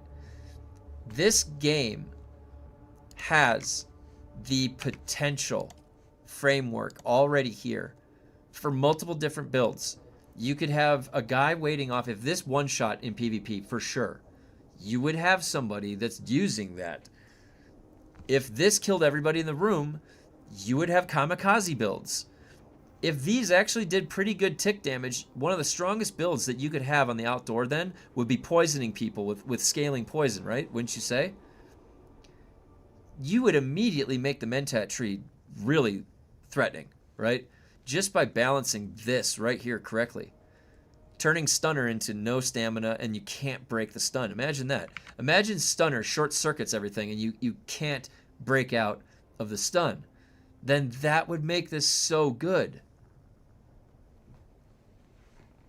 What if Stunner was like a Cyclone in World of Warcraft, where for 45 seconds it took out somebody from the combat?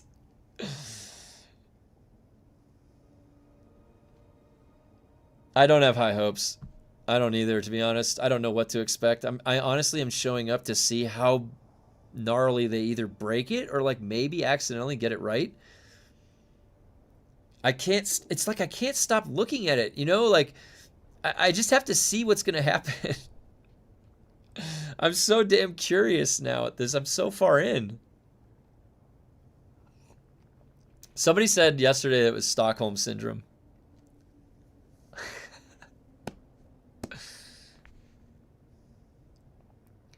In the current design of the dungeons, you could even use Hunter Killer Poison Tooth at the same time and get picked up during the intermission. Yeah, absolutely.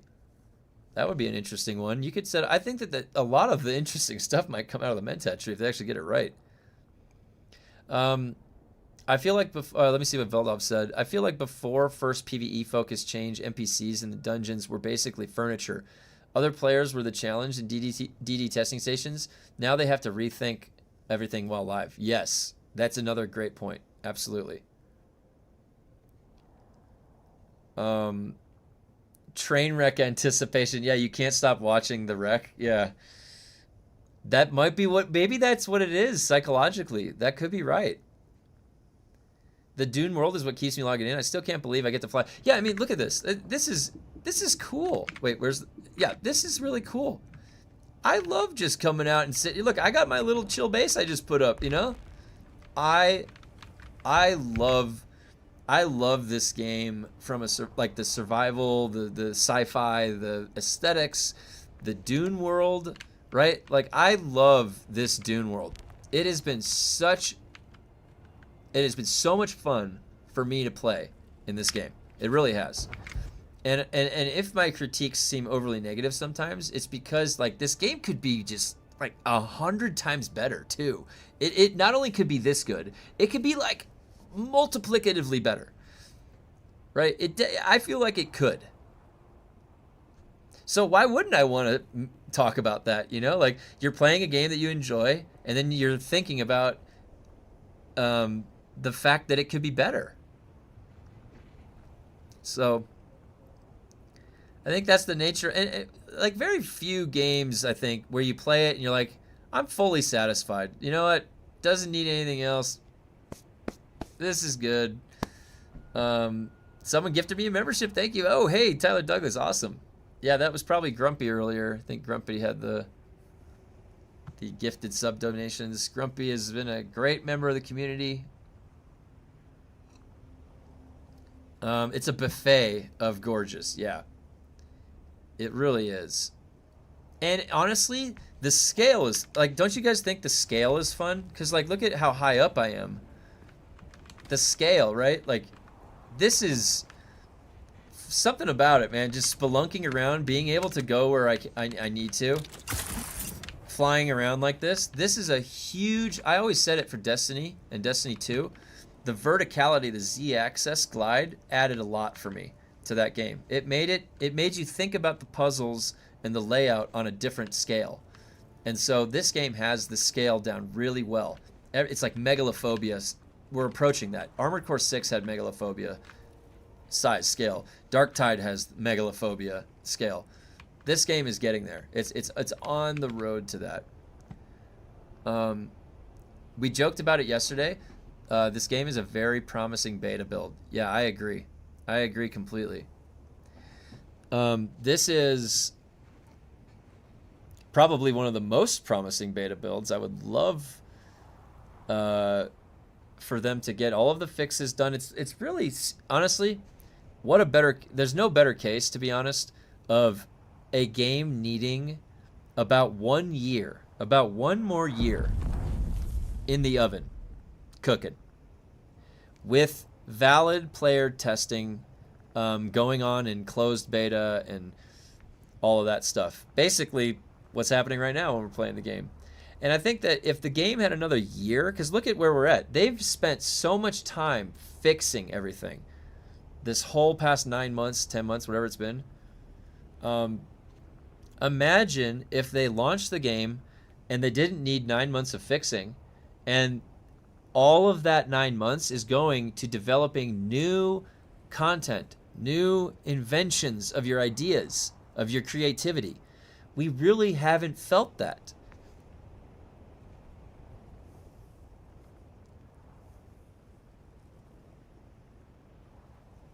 Makes me dizzy, IRL. We joked about, oh yeah, I can't wait for the DD to get bigger. Yeah, that would be, I said, like, I want to be out, I want to be, like, on a 2-day journey out to row 99. You know, I want to bring multiple fuel cans, and I want somebody to find me out there and try and PvP me. Wouldn't that be funny? Like, it's that big.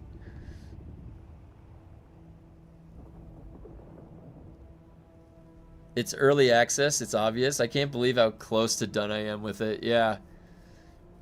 It's crazy, Dazzler, you're right. They didn't label it as early access, though. I mean, I would argue that a lot of the game is fleshed out in the Haga. Okay, everything repaired, crafting spec level 83, ready for tomorrow. Wait, am I repaired up? Oh, that's pretty close. My static needle's gonna be at 80 though. Oh man, tomorrow, you guys. What's tomorrow gonna be like? What are they gonna break?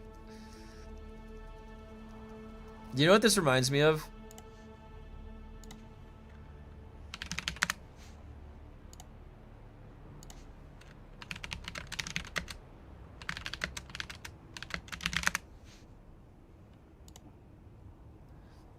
Have you guys ever seen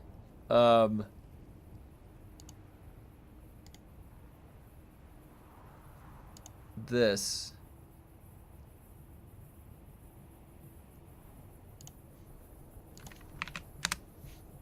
Oh, it just leaves it like that.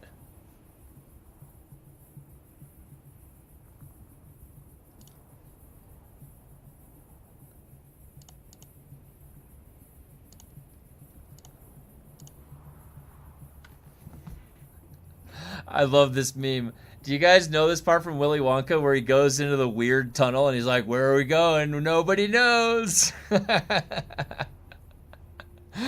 This is what this game, this is Dune. This is Dune. We're in some weird tunnel with all these brightly colored lights, and this is fun, right? We're at Willy Wonka's factory. It's like, where are we going? I don't know. Oh my god.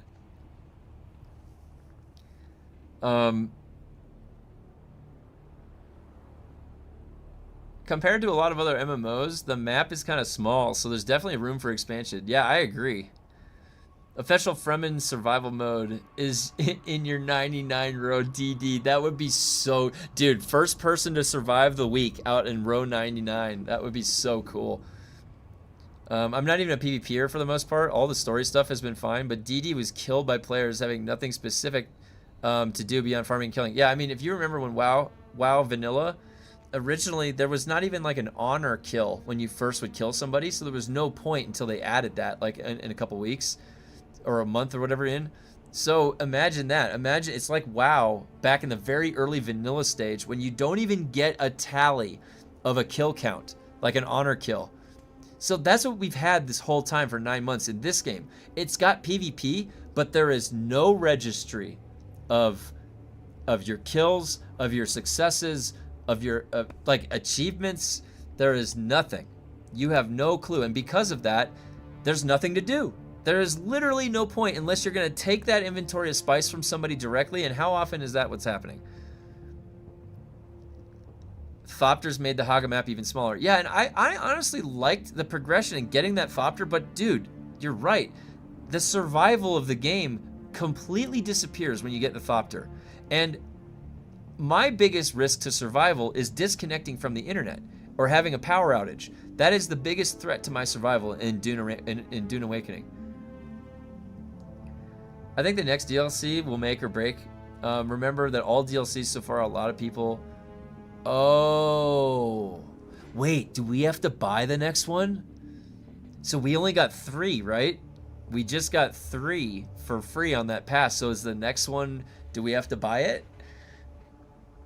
Oh man, Funcom's gonna get more money from me again. That's okay. The thing is, like, I would have given money for cosmetics. I would have bought cosmetics. I'm the type of guy, I'll spend $5. You know, $5 and get a cosmetic sword. Why not? Now, would they do what, like, the Destiny Eververse was, where it's like, this thing costs 1,100 currency. You can only buy it in brackets of 1,000 currencies, so you have to get the freaking next bundle. The 4th is the final free one. Okay, good to know. Fourth one we got. Okay, good. Oh, so after that, then no, then we'll have to buy. Okay. I refuse to pay any more for this game. I'll buy. You know what? If they put cosmetics Zantara's armor, I'm gonna be upset because you can't earn it in the game, but I'll wear it. The next DLC is included. Okay, good. Oh, the pass isn't forever? No, it was just like this. It's just for like 1 year, I think, right? The Polar Caps DLC. Wait, we're going to the Polar Caps? That sounds fun. When are we going to the Polar Caps?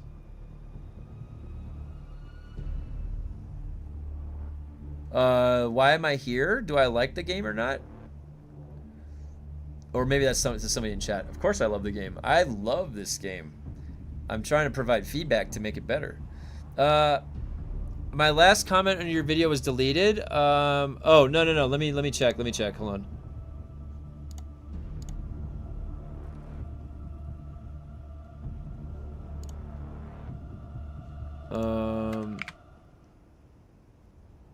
Let's see. Held. Oh, oh, team. Was it about Oh, it's tagging a chatter. Okay, I gotcha.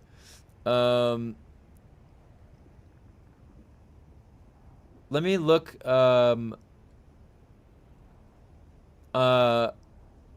Andre, hold on.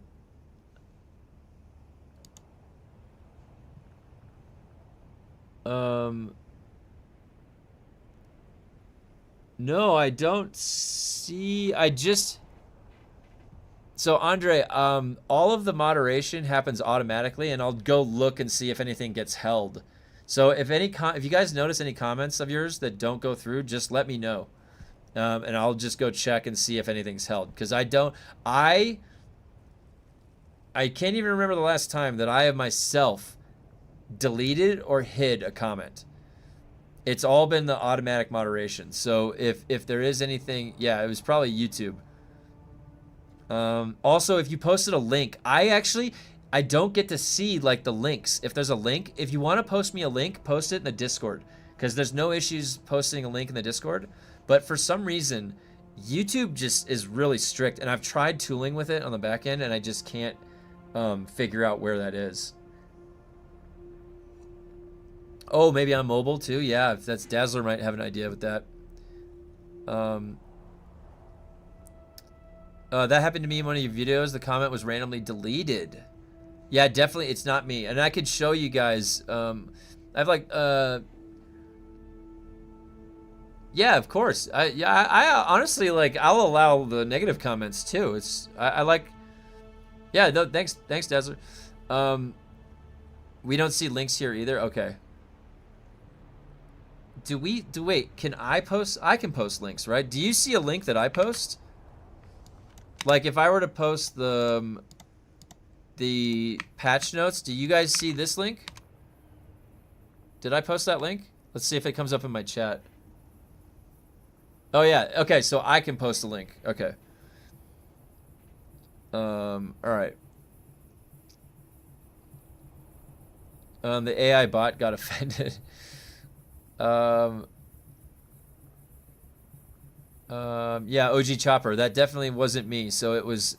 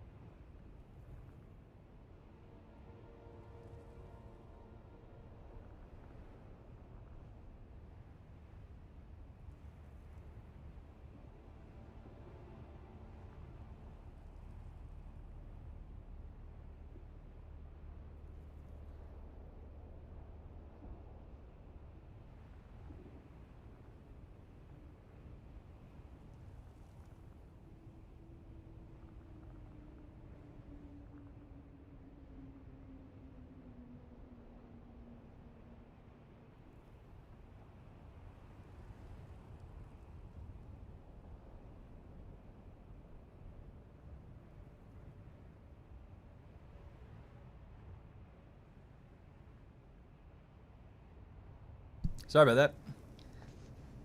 Wife needed something. Okay, let me look at your comments here.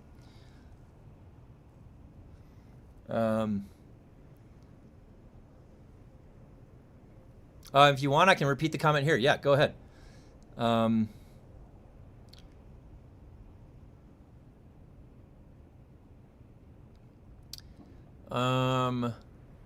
Do we know how much they're changing beyond those notes? There could be undocumented notes. There could be undocumented notes. Yeah, agreed.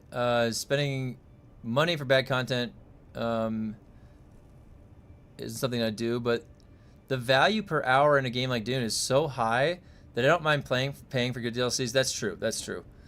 The text in their roadmap says water is life. The water shipper families are at war, fighting for the controls of the polar caps of Arrakis. Oh.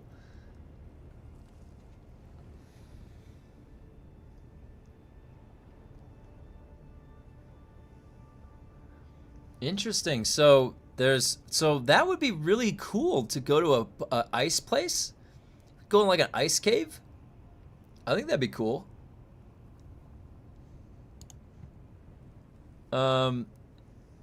We could go in an ice cave. All right, so let's see. We still haven't made it through all of the notes. Do you guys see? I wonder if they fixed any of the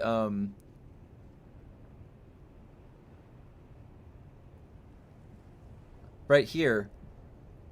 Let's see if they fix any issues. Didn't Nad Smasher have an issue? Travel requirement failed to pop up. Picking up the corpses.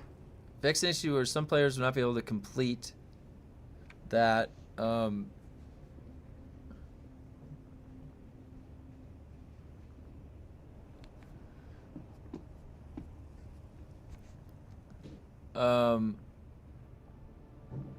think I'm missing a bunch of cosmetics. Are there Dune Man vehicle swatches? I think so. Trade your still suit for puppy coat. Yeah.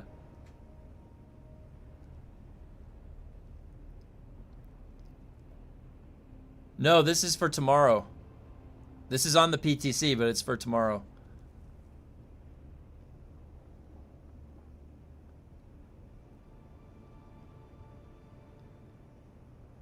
It is. It is. Trust me. It might be down for longer. They said 1.3.10. That's what they said. They said that's what the patch is that's coming tomorrow. It's in service alerts. Oh, I'm still on chapter 2 of the story too. Wait, that's what I was trying to see. Did they fix this? Where's the number 2? No, chapter 2. Nothing.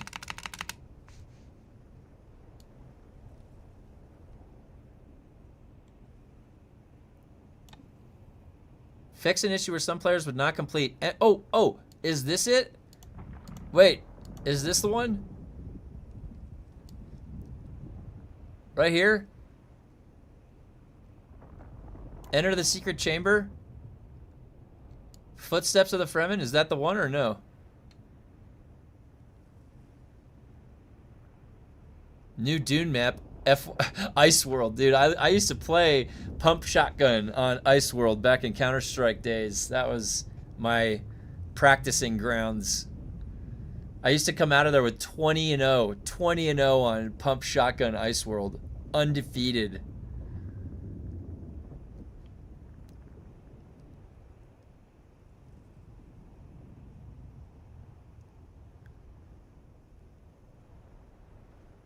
Yeah, what's the quest, Ned? You were telling me about it the other day. I don't remember exactly which one it was.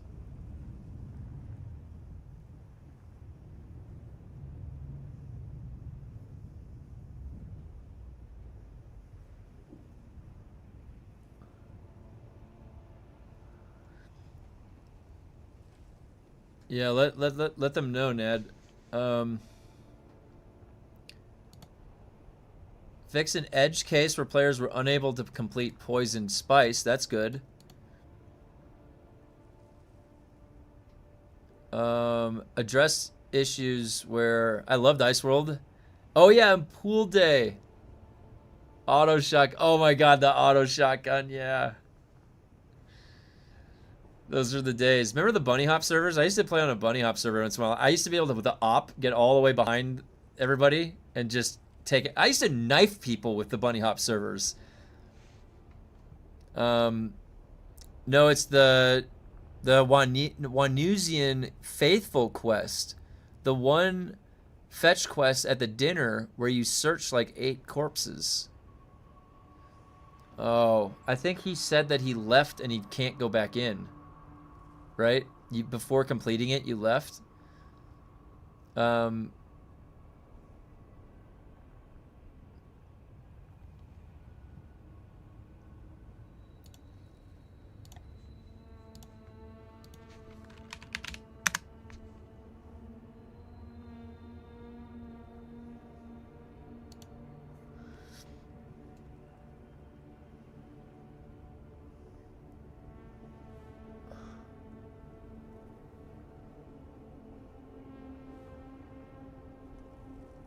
One sec, guys.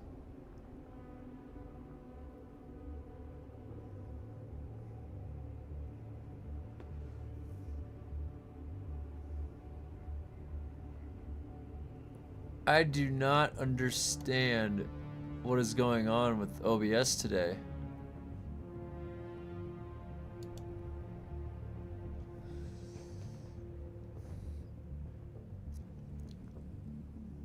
I became a god with Scout Knife at CSGO. Yeah, what was the,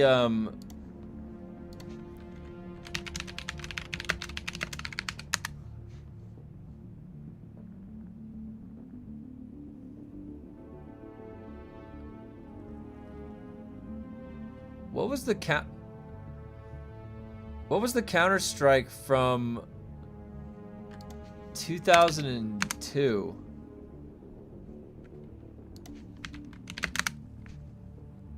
Was it just Counter-Strike? 1.5? Oh yeah, I recognize this screen. 2002.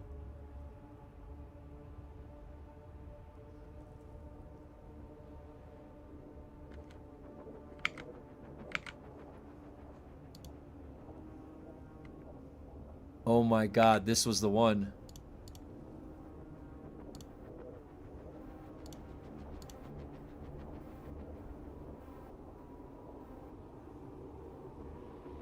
That was the one. Alright. So... Poison Spice. Chapter 3. Addressed an issue where player's companion in second half of Chapter 3's main story fully died in unintentional situations.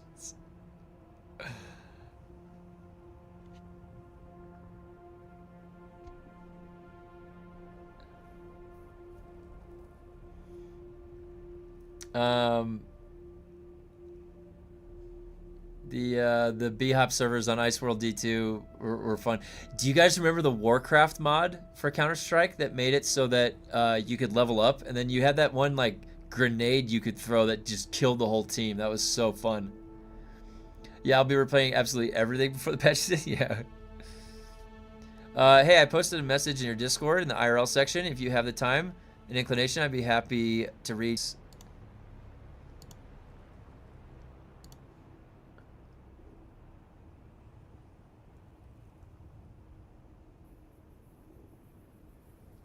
Oh.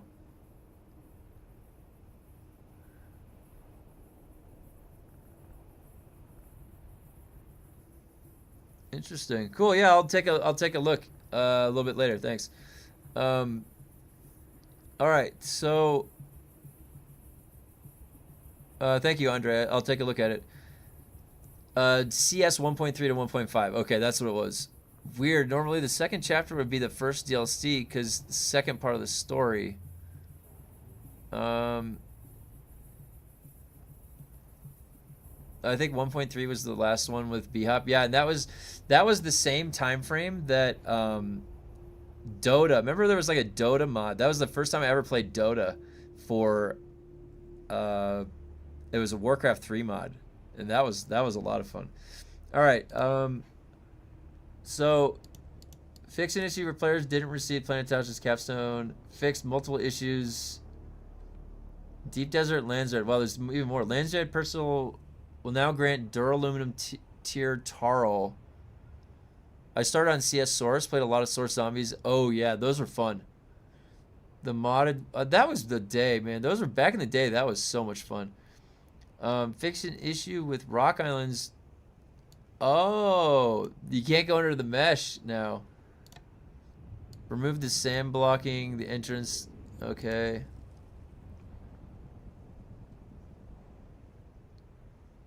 This is a big patch.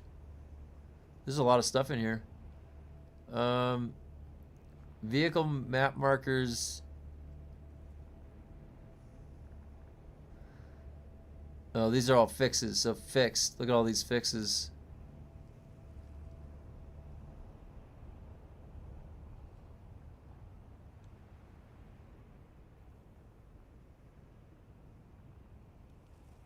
Oh my gosh, this is huge.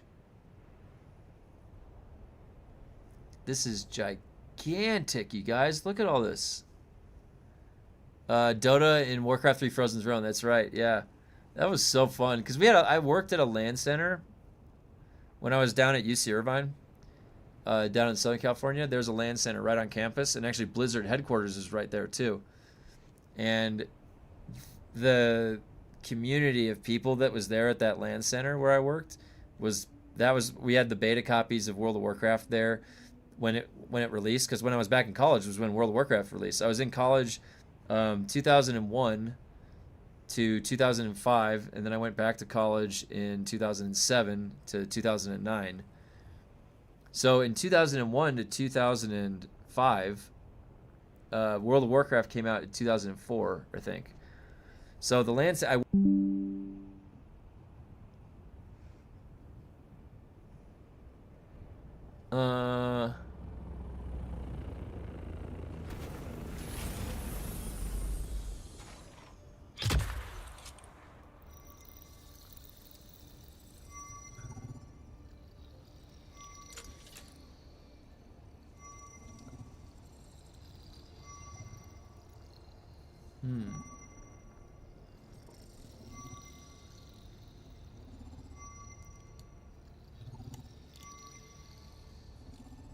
I'm being scanned.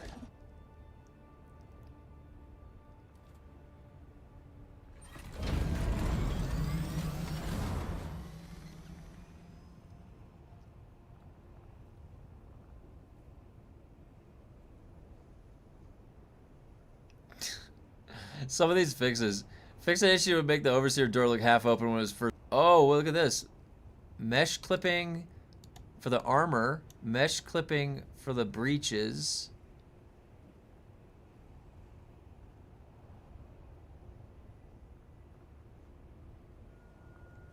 Wait. What is this? Oh, blending. I thought that said bleeding.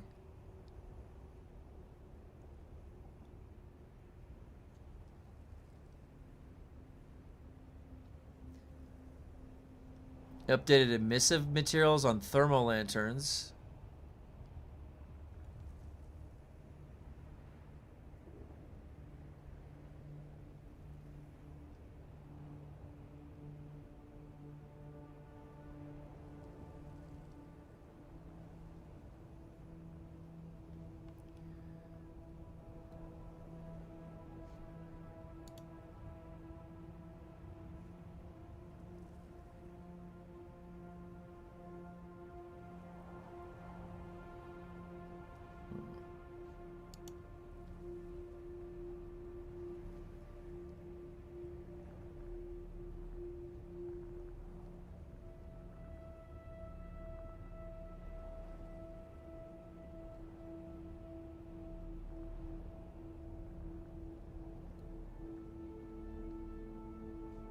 It's been there since March 3rd.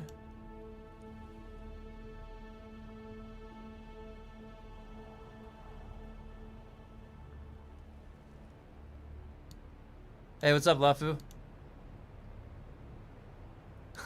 Fix an issue where sound effects were missing on the walking animations while having the dual blades equipped. You could be like a silent assassin.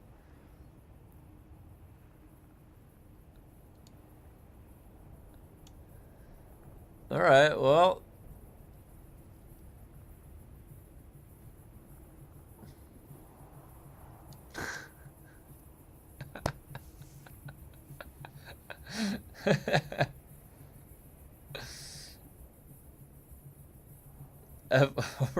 Lighting on the character presets. What would that even look like? Oh my god, alright. Is there anything else to take a look at? Let's see.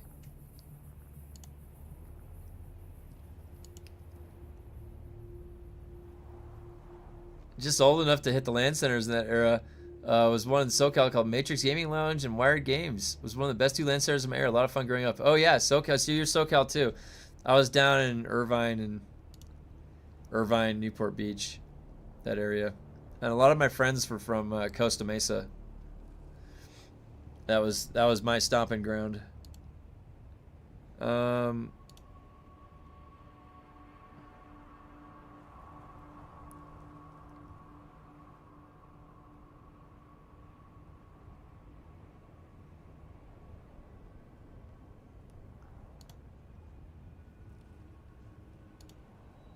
Where's the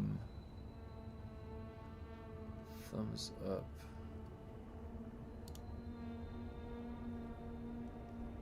Where is it? There you go. Okay.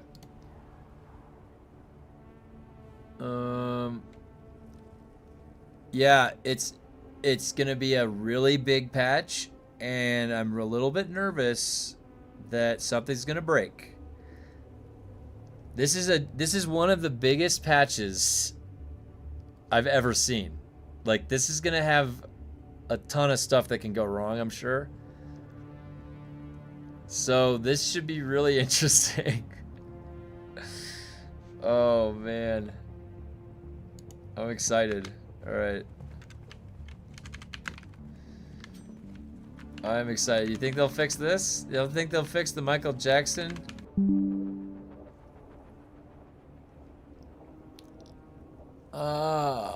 Sorry guys, I don't know what is going on with OBS. The chat keeps disconnecting and reconnecting, but my internet is fine. So I apologize if there's any disconnects. I'll be right back. The internet is just going nutso today. Up in the mountains. It might be the mountains. It might be... No, we got the upload is fine. Double EXP weekend bonus inbound. I agree.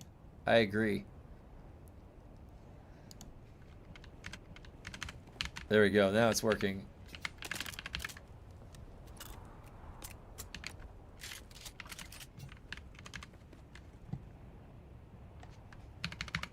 Okay.